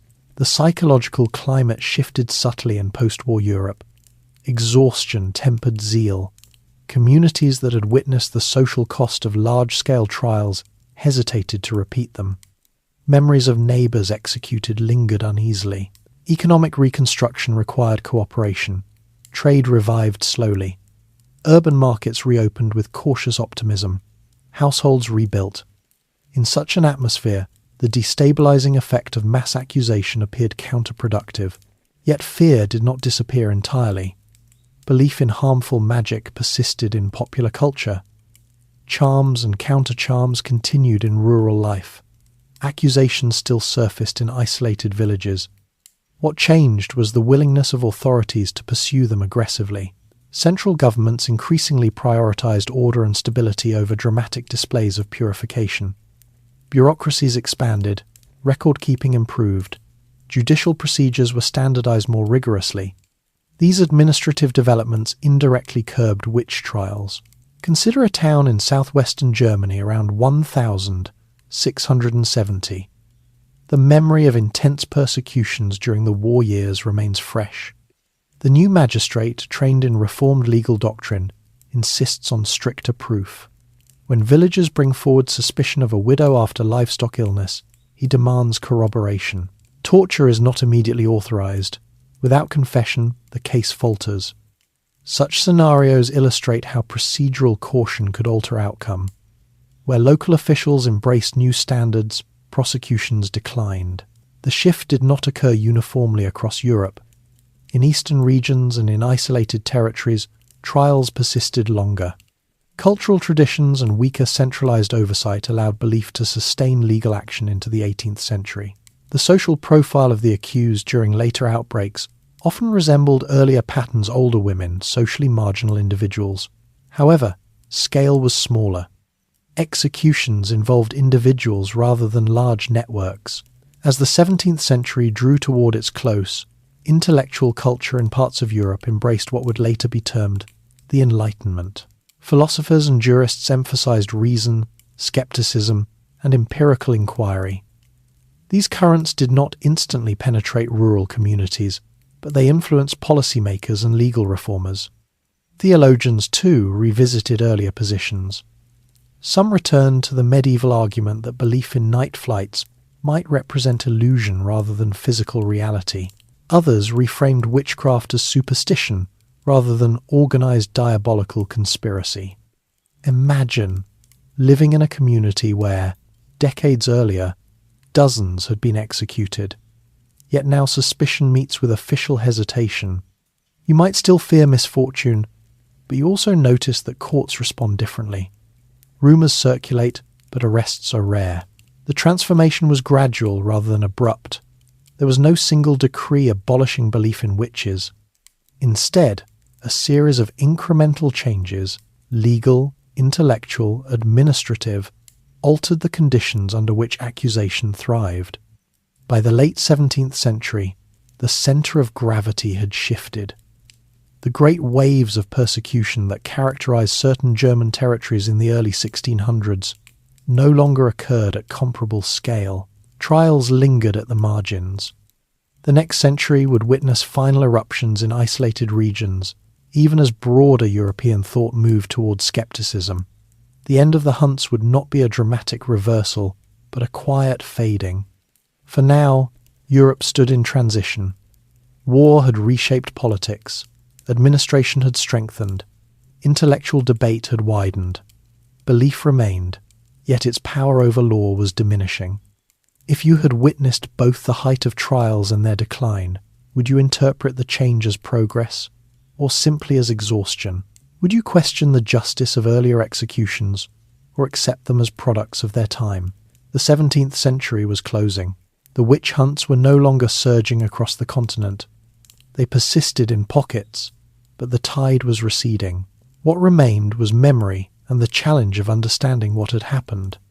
By the late 17th century, Europe was no longer in the grip of widespread witch persecutions, yet the memory of earlier waves remained vivid in many communities. In towns that had experienced intense trials, the absence of new accusations did not immediately restore confidence. Silence carried its own weight. Empty houses stood where families once lived. Property had changed hands. Children had grown into adulthood carrying knowledge of events that few spoke of openly. In such towns, daily life resumed in visible ways. Markets reopened with greater regularity.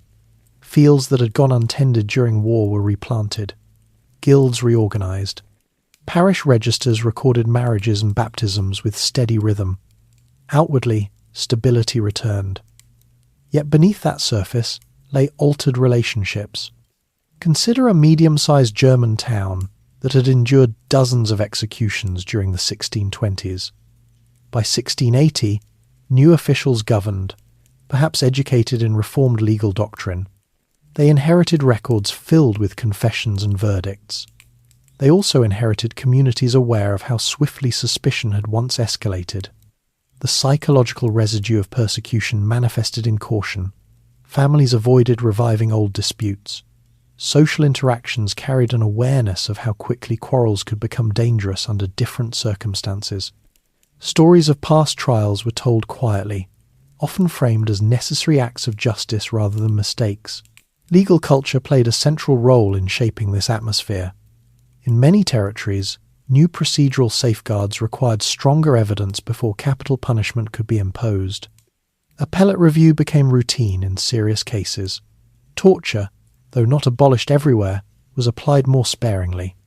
When accusations surfaced, as they occasionally did, they were met with greater skepticism. A report of spoiled milk or sudden illness no longer automatically prompted expansive investigation into Sabbaths and pacts. Judges increasingly sought natural explanations or dismissed weak testimony. At the same time, belief in harmful magic did not disappear from popular culture. Rural households continued to use charms and remedies inherited from earlier generations. Protective symbols were carved above doorways. Superstitions persisted. What changed was the readiness of courts to treat such practices as evidence of diabolical conspiracy. Intellectual developments influenced these shifts. The late 17th century saw the growth of scientific societies in cities such as London and Paris. Natural philosophers experimented with methods to understand weather, disease, and motion. Their work gradually reshaped elite thought about causation. These ideas filtered slowly into broader society through sermons, pamphlets, and administrative reform. Clergy trained in new seminaries sometimes emphasized moral reform over demonological vigilance. The language of hidden conspiracies lost some urgency. Political consolidation reinforced restraint. In France, for example, the strengthening of royal authority centralized judicial oversight. Local courts required approval for capital sentences. This reduced opportunities for runaway prosecutions. In the Holy Roman Empire, imperial courts exerted greater influence over territorial proceedings than in earlier decades. Even so, isolated outbreaks continued into the late 17th and early 18th centuries. In some Swiss cantons and southern German territories, smaller clusters of trials occurred when hardship struck. These episodes were often short-lived, constrained by appeals or administrative caution. The human dimension of this transitional period deserves attention. Survivors of earlier persecutions aged. Children who had witnessed executions matured in communities determined not to relive those years. Memory shaped behaviour, even when unspoken. In households where a grandmother had been executed decades earlier, grief and stigma lingered. Descendants navigated identity carefully. Some families relocated to escape association. Others remained, rebuilding reputation slowly. Religious belief continued to structure daily life. Churches remained central gathering places. Sermons still warned against temptation and moral failure. Yet, references to organized diabolical Sabbaths appeared less frequently in some regions. The tone shifted toward personal piety and communal stability. Economic conditions gradually improved in many areas. Agricultural techniques advanced modestly. Trade networks expanded. Urban centers grew. These developments did not eliminate hardship, but they reduced the acute crises that had previously fueled suspicion.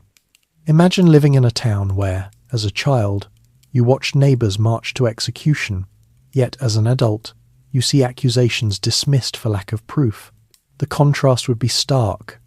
You might sense that something fundamental had changed, even if you could not articulate it fully. Legal manuals reflected this evolution. New editions emphasized caution. Some authors criticized earlier excesses directly, pointing to wrongful convictions.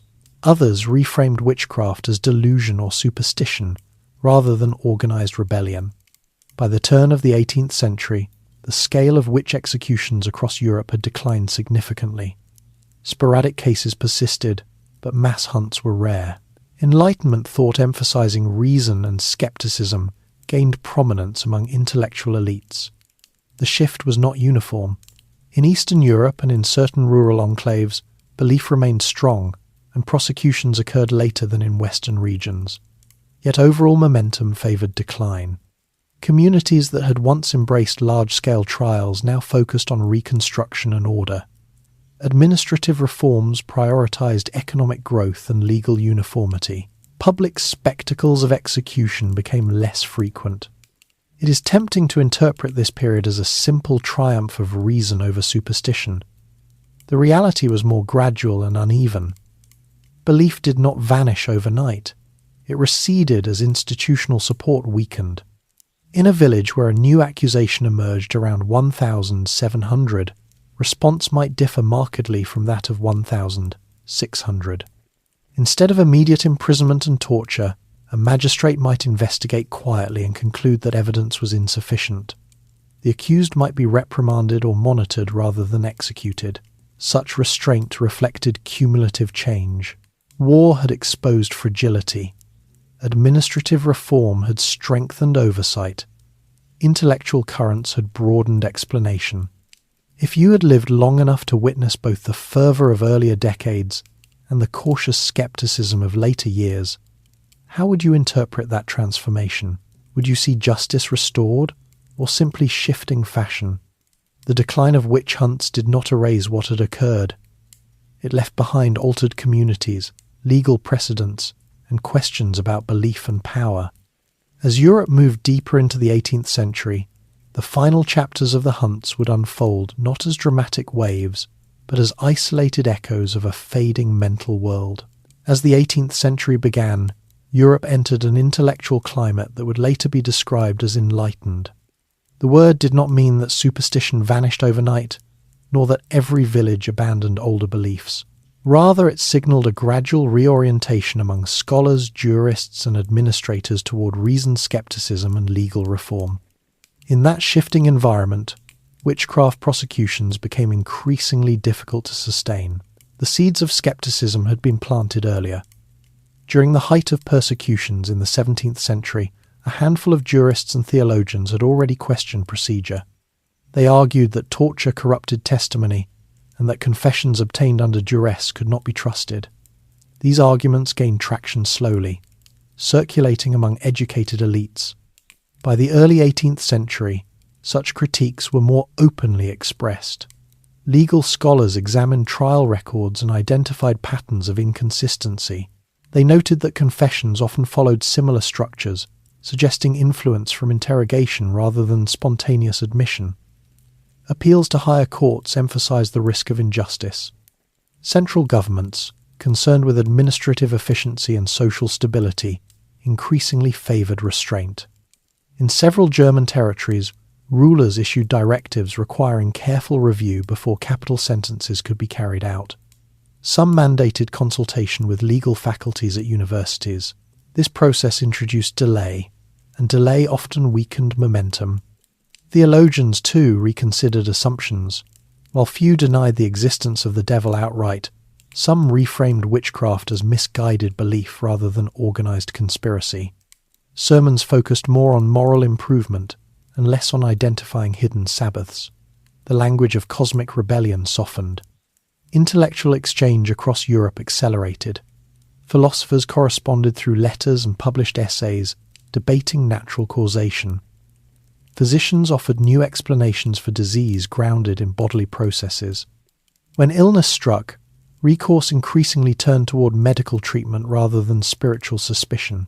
Yet popular belief did not transform as swiftly as elite thought. In rural areas, charms and counter-charms persisted.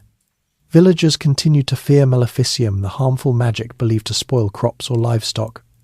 What changed was the willingness of courts to validate those fears with execution.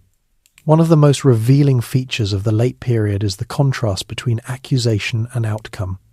Complaints still reached magistrates. A neighbour might allege that a widow had cursed her after a quarrel. But increasingly, judges demanded tangible proof. Without confession or corroborating evidence, cases were dismissed. Occasionally, however, old patterns resurfaced dramatically. In isolated regions with weaker oversight, trials could still lead to execution well into the 18th century. These cases stood out precisely because they were no longer typical. Consider a small Swiss canton in the 1730s, where a woman accused of harming livestock faced trial. Local fear was real. Neighbours believed misfortune followed her presence. Yet when proceedings reached higher authorities, skepticism intervened. The sentence was reduced or overturned. The legal system had changed enough to interrupt escalation. In parts of France, royal edicts increasingly limited capital punishment for witchcraft. Courts required clear evidence of physical harm rather than confession of diabolical pact. The emphasis shifted from supernatural conspiracy to criminal behaviour demonstrable in material terms. In England, Prosecutions dwindled significantly after the late 17th century. The Witchcraft Act of 1736 reframed the offence entirely, treating claims of magical power as fraud rather than as real alliance with the devil. This legislative change marked a decisive conceptual shift. Across the Holy Roman Empire, patterns varied, but the overall trend pointed toward decline. Universities produced jurists trained in rationalist thought. They viewed earlier mass trials with caution, sometimes embarrassment. Appeals to imperial authority increased scrutiny of local courts. Daily life reflected broader change. Urban centres expanded, trade networks strengthened, and literacy rose. Coffee houses and salons facilitated discussion of philosophy and science. Printed works circulated widely, challenging inherited assumptions. At the same time, memory of earlier persecutions lingered in afflicted regions. Older residents could recount the names of those executed decades before. Families bore scars quietly. In some communities, official records were stored without commentary, preserved as legal precedent yet seldom revisited publicly. The moral reckoning with past executions remained incomplete. Few authorities openly admitted error. Instead, decline occurred through reform and silence rather than formal apology. The machinery of persecution was dismantled piece by piece rather than denounced outright. Imagine living in a rural village, around 1740. You still believe that curses can harm, and you take care to avoid offending neighbours. Yet when an accusation arises, the magistrate responds calmly, citing legal standards and dismissing insufficient evidence. The gap between belief and law widens. This divergence marks a crucial stage in the end of the hunts. Popular fear persisted longer than institutional endorsement. Over time, absence of prosecution diminished intensity of belief. Without public executions reinforcing narrative, conspiracy lost visibility. By the mid-18th century, witch trials had become rare in Western Europe. The intellectual climate favoured skepticism. Administrative reform valued order and economic productivity over dramatic displays of spiritual purification. The decline did not signify uniform acceptance of modern science or universal disbelief in magic. Rather, it indicated that political and legal structures no longer supported mass prosecution. The 18th century would still produce a few final cases, isolated, controversial, and soon remembered as relics of an older mindset. They would stand as markers of transition, not as renewals of mass panic. The mental world that had once sustained large-scale hunts was dissolving gradually. What remained were questions about justice, belief, and responsibility that would echo into future generations. By the middle of the 18th century, the framework that had once supported widespread witch persecutions was weakening across much of Europe. The change did not occur through dramatic declaration. Instead, it unfolded through shifts in law, scholarship, and governance that slowly altered what courts were willing to accept as proof. One of the most significant developments was the growing insistence on evidentiary rigour. Jurists trained in reformed legal doctrine emphasised consistency, corroboration, and rational explanation. Confession under torture, once considered decisive, came to be viewed with suspicion. Legal scholars pointed out that pain could produce compliance rather than truth. They examined earlier records and identified patterns of repeated narrative elements that suggested suggestion rather than spontaneous admission. Universities played an important role in this transformation. Faculties of law and theology issued opinions when consulted by courts. Increasingly, those opinions recommended caution. Some advised that accusations of diabolical pact lacked verifiable foundation. Others argued that the state's responsibility was to prevent demonstrable harm rather than to prosecute imagined conspiracies. The intellectual climate of the Enlightenment reinforced these tendencies. Philosophers and natural scientists corresponded across borders, exchanging ideas about observation and empirical reasoning. Weather, once attributed to malevolent agency, was studied in terms of atmospheric conditions. Disease, once framed as spiritual assault, was analysed as bodily dysfunction. These explanations did not eliminate belief in the supernatural, but they provided alternative narratives that gained authority among elites. The relationship between intellectual change and rural life was gradual. In villages, traditional practices persisted. Protective charms were still carved above doorways. Mothers still sought herbal remedies for fever. Suspicion of maleficium lingered in moments of crisis. What shifted was the readiness of magistrates to transform suspicion into capital prosecution. Administrative centralization strengthened restraint.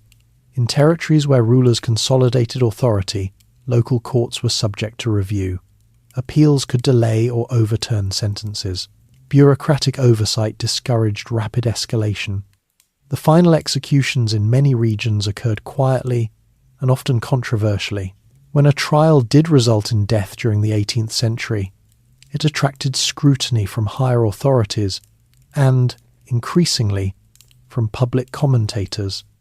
Such cases seemed anachronistic against the backdrop of intellectual reform. One widely noted example occurred in the mid-18th century in parts of Central Europe, where a handful of executions drew criticism from neighbouring territories. Scholars and officials debated whether the proceedings had adhered to modern standards. The controversy itself revealed that attitudes had shifted. Legal reform extended beyond witchcraft. Many European states undertook broader codifications of criminal law during the 18th century. Penalties were standardized. Torture was restricted or abolished in several jurisdictions. These reforms were driven by a desire for consistency and efficiency as much as humanitarian concern, yet they curtailed conditions that had enabled earlier persecutions. Public discourse changed tone. Pamphlets and essays sometimes revisited earlier trials with unease. While few authors openly condemned ancestors as unjust, some suggested that excessive zeal had prevailed in former times. The language of embarrassment entered historical reflection. Yet memory was selective. In many communities, the witch hunts were not discussed publicly in detail. Official records remained in archives. Families preserved private recollections. The past was present but muted. Consider a provincial town in southern Germany around 1760. An elderly resident remembers the execution of a neighbour decades earlier. The current magistrate, educated in modern jurisprudence, dismisses new accusations as unfounded. The contrast between memory and present practice underscores the transformation. Across Western Europe, the number of prosecutions dwindled to near zero by the latter half of the 18th century. In eastern regions and isolated areas, belief persisted longer, and occasional trials occurred later, but the era of mass hunts had passed. The intellectual shift did not eradicate fear entirely. Superstitions survived in folklore. Popular tales of witches and spirits continued to circulate. Yet without institutional support, these stories remained cultural rather than judicial. It is important to recognize that the end of the hunts did not come with universal acknowledgement of error. Few states issued formal apologies. Instead, the practice faded as legal norms changed. The disappearance was administrative rather than dramatic. Imagine living in a village where your grandparents had witnessed executions, yet you see accusations dismissed calmly by officials. You might still fear curses privately, but you also recognize that law no longer confirms those fears. Gradually, belief loses urgency. The closing phase of the European witch hunts reveals the interplay between thought and power. When intellectual elites redefined causation and legal standards tightened, persecution receded. The same societies that once executed hundreds could, within generations, refuse to prosecute at all. This transition was neither linear nor inevitable. It required sustained change in education, governance, and public discourse. It depended on rulers willing to prioritize order and rational procedure over spectacle. By the 1770s, the mental world that had sustained belief in organized diabolical conspiracy was largely confined to memory and folklore in Western Europe. What remained were isolated cases debated intensely and often reversed. The final chapters would not involve dramatic waves, but symbolic endpoints, moments that signalled the close of an era. If you had lived through this long transformation from whispered suspicion to mass execution, and from mass execution to quiet dismissal, how would you understand your society's capacity for both fear and restraint? The 18th century would soon provide its last markers of transition. By the final decades of the 18th century, the European witch hunts had become less a living reality and more a subject of uneasy recollection. Executions were no longer common in Western and Central Europe. When isolated prosecutions occurred, they drew attention not as confirmation of widespread threat, but as remnants of an earlier age. Legal transformation lay at the heart of this change. Many European states had reformed their criminal codes during the 18th century, influenced by Enlightenment principles and administrative efficiency. Torture was restricted or abolished in several territories. Evidentiary standards were tightened. Judges were expected to justify capital sentences with demonstrable proof rather than confession alone. In Austria, for example, reforms under Maria Theresa and her advisers introduced stricter oversight of criminal proceedings. Although early in her reign prosecutions still occurred, subsequent directives required consultation with central authorities before execution. Such consultation often resulted in commutation or dismissal. Over time, prosecutions ceased almost entirely. In Prussia and other German states, codification efforts emphasized rational law. Witchcraft as a capital crime lost formal standing. In England, the Witchcraft Act of 1736 had already redefined the offence as fraudulent pretense rather than real diabolical alliance. This legislative shift signalled conceptual transformation as much as procedural reform. France, under increasing centralisation, witnessed a marked decline in trials by the late 17th century. By the 18th century, witchcraft prosecutions were rare. Royal courts exercised authority over provincial jurisdictions, curbing local enthusiasm for capital punishment. These legal developments did not necessarily reflect universal disbelief in the supernatural. Popular culture retained belief in charms, curses, and spirits. Yet the state's role shifted decisively. Governments prioritized social order, taxation, and economic productivity over religious spectacle. The last executions in parts of Europe occurred quietly, often in rural areas where oversight remained weaker. In some Swiss cantons, cases in the mid-18th century led to death sentences that were later criticized. In other regions, trials lingered at the margins before ceasing altogether. One of the symbolic endpoints often cited by historians occurred in 1782 inches, Glarus, Switzerland, when Anna Goldie was executed following accusations of harmful magic. Though the charge was framed partly in secular terms, many observers recognized echoes of earlier witchcraft prosecutions. The case later provoked controversy and re-evaluation. Such late episodes illustrate that belief did not disappear uniformly. Rural communities could still interpret misfortune through supernatural lenses. What differed was the broader political and intellectual environment. Executions increasingly seemed out of step with prevailing legal norms. The Enlightenment encouraged reflection on past excess. Philosophers questioned cruelty and arbitrary punishment. Debates about justice, evidence, and individual rights gained prominence. While these discussions did not always address witch trials directly, they influenced attitudes toward capital punishment more generally. At the same time, Europe was entering a period of profound political transformation. Revolutionary ideas circulated in France and beyond. Authority itself was being reconsidered. In such a climate, earlier persecutions appeared as products of outdated systems rather than necessary defences of faith. Memory of the hunts remained complex. In some towns, records were stored without comment. In others, local chronicles mentioned past trials as regrettable yet justified responses to perceived danger. Few communities undertook public reckoning. Families descended from victims sometimes carried stigma long after prosecutions ended. In other cases, descendants assimilated quietly into community life as collective memory faded. Silence often replaced confrontation. Imagine living in a Swiss village in the 1780s, aware that a woman had been executed recently under accusations reminiscent of older times. At the same moment, you hear news of political upheaval in France and of intellectual debates about rights and reason. The juxtaposition underscores how uneven change could be. The end of the hunts did not arrive with a ceremonial declaration. It arrived through neglect and reform. Accusations no longer led reliably to prosecution. Courts hesitated. Central authorities intervened. The machinery simply ceased to operate. By the close of the 18th century, witchcraft had lost its place as a central criminal category in most of Europe.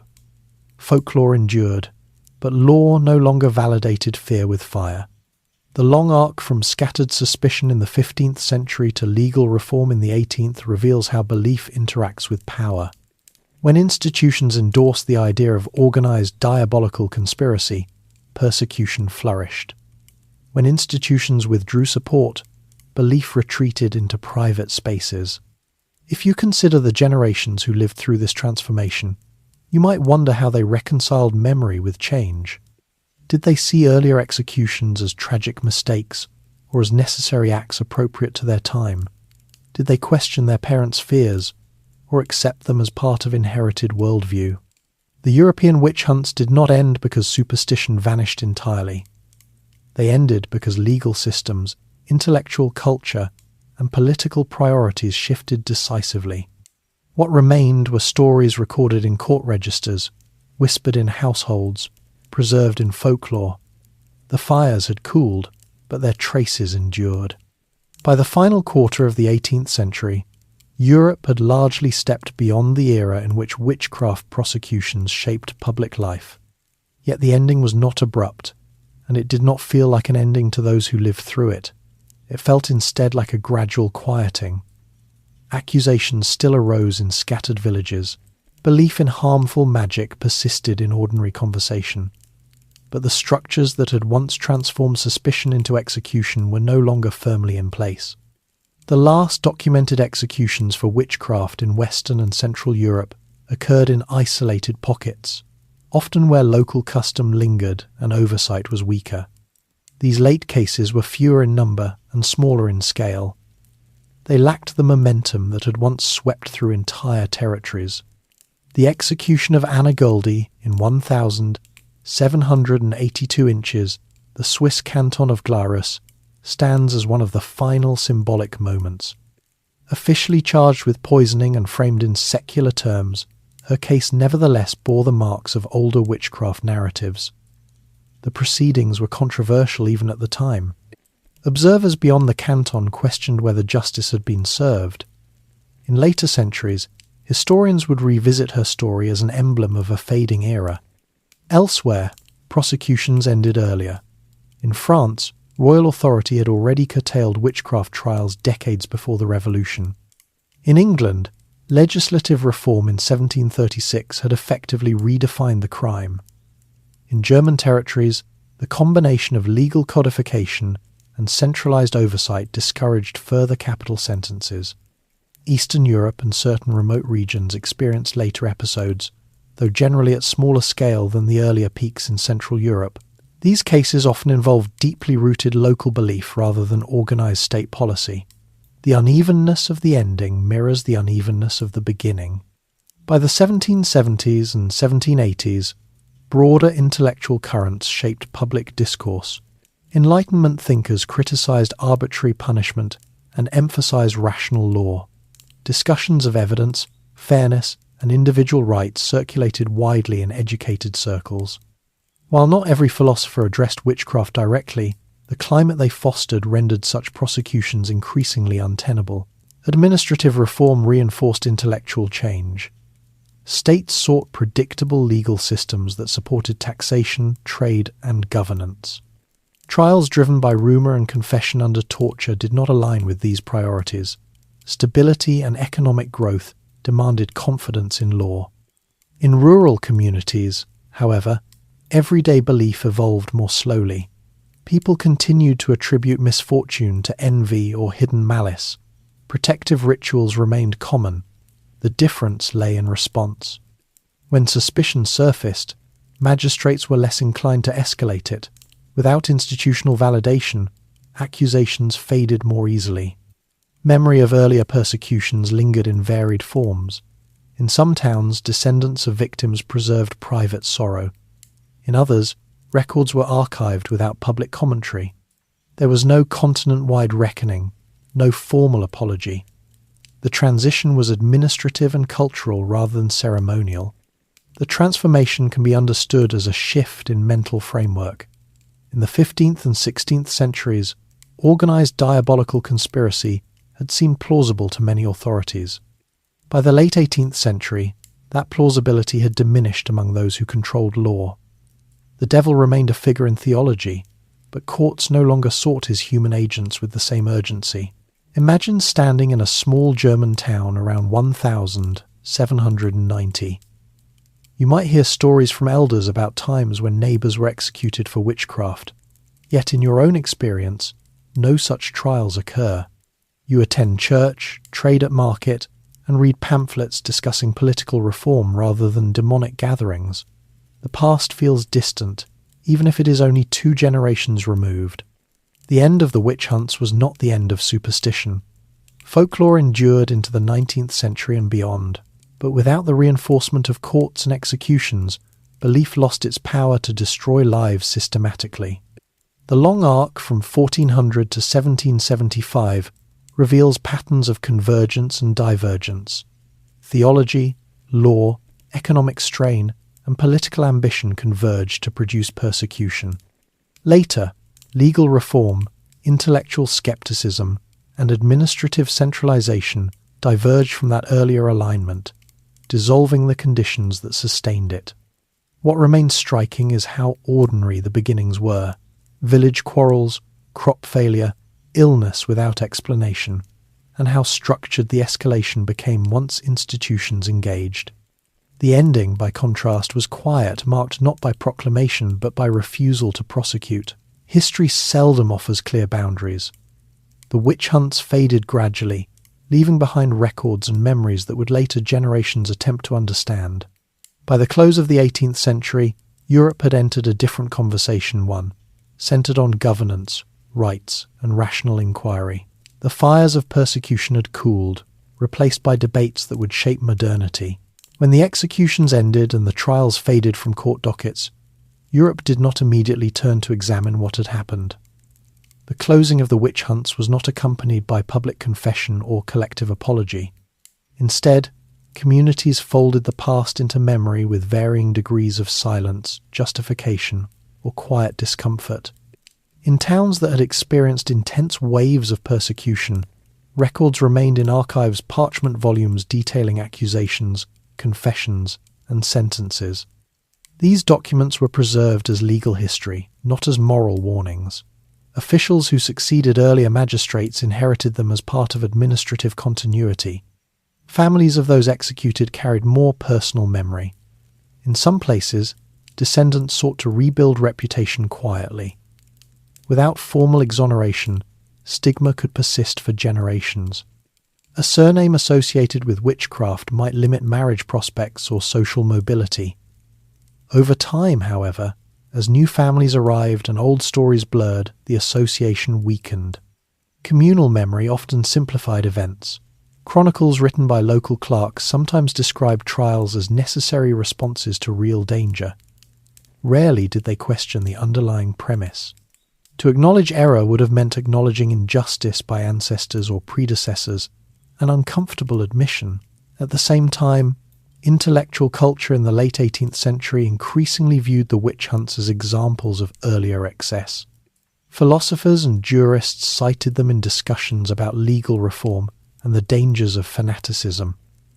The past became illustrative rather than immediate. The broader political climate shaped interpretation. Revolutionary movements in France and elsewhere reframed discussions of authority and rights. In that context, witch trials appeared as symptoms of outdated systems rather than as central moral questions. The focus shifted toward constructing new political orders. In rural communities, belief in harmful magic did not vanish with the last execution. Stories persisted. Charms and protective rituals continued. What changed was their legal consequence. Without institutional endorsement, fear remained localized and contained. Consider a village in Bavaria around 1800. An elderly resident recalls hearing as a child about neighbours burned decades earlier. Younger residents treat the stories as distant history. The local magistrate, educated in modern law, would not entertain a capital charge of witchcraft. The belief lingers, but its capacity to mobilize power has diminished. The absence of formal reckoning left unresolved questions. Were those executed innocent victims of fear and coercion, or were they understood as participants in a worldview now obsolete? Different communities answered implicitly through silence or reinterpretation. During the 19th century, historians began to examine witch trials systematically. They collected records and attempted to quantify executions. Romantic writers sometimes portrayed witches as symbols of resistance or misunderstood wisdom. Others treated them as relics of superstition overcome by progress. These later interpretations layered new meanings onto earlier events. The individuals who lived through the hunts could not anticipate how their experiences would be reimagined. For them, the trials were immediate realities shaped by belief and law. In some regions, efforts at rehabilitation emerged only centuries later. Official apologies and symbolic pardons would be issued in the 20th and 21st centuries, reflecting contemporary values rather than 18th century practice. Such gestures underscore how historical understanding evolves long after events conclude. The social fabric of communities that endured mass trials had been altered permanently. Networks broken by execution could not be fully restored. Economic disruption lingered, yet life continued. Markets reopened. Children were born. Generations turned. The transition from persecution to memory illustrates the adaptability of societies. Institutions that once sanctioned execution withdrew support quietly. Belief retreated into folklore. Administrative reform replaced spectacle. The witch hunts did not end with a single declaration. They ended because the alignment of belief, law, and power dissolved. What followed was not immediate clarity, but gradual reinterpretation. As Europe entered the 19th century, the past of witch persecution became part of historical inquiry rather than judicial practice. The fires had gone out, but questions about fear and authority endured. By the time the 18th century reached its final decades, Europe had undergone transformations that would have been difficult to imagine in 1400. Political authority was more centralized in many regions. Legal codes were increasingly standardized. Intellectual exchange crossed borders with ease. Within this altered landscape, the mental world that had once sustained the witch hunts appeared distant, though not entirely incomprehensible.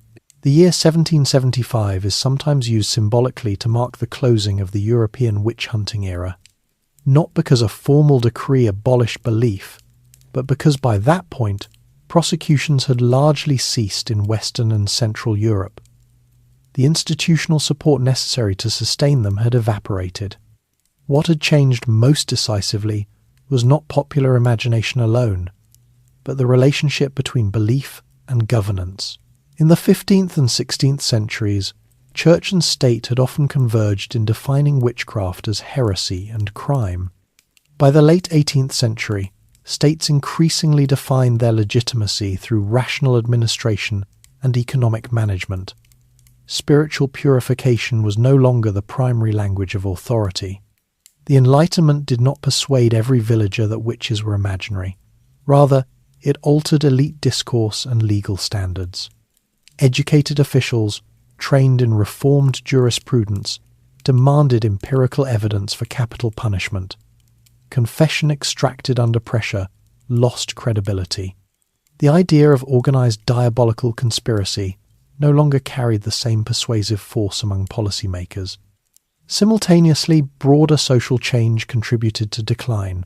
Expanding trade networks connected regions economically, fostering interdependence. Urbanization increased. Literacy rates rose gradually. These developments did not eliminate superstition, but they diversified sources of explanation for misfortune. Medical practice improved incrementally. physicians proposed natural causes for disease. Weather patterns were studied more systematically. When hail destroyed crops, farmers might still mutter about curses, yet administrators recorded meteorological anomalies. Competing explanations coexisted, but courts privileged the latter. The shift was uneven. In Eastern Europe and in isolated alpine communities, older beliefs persisted longer. However, even in those areas, executions became rare by the late 18th century. The broader European legal culture had moved on. The final decades of the hunts were marked less by spectacle than by controversy.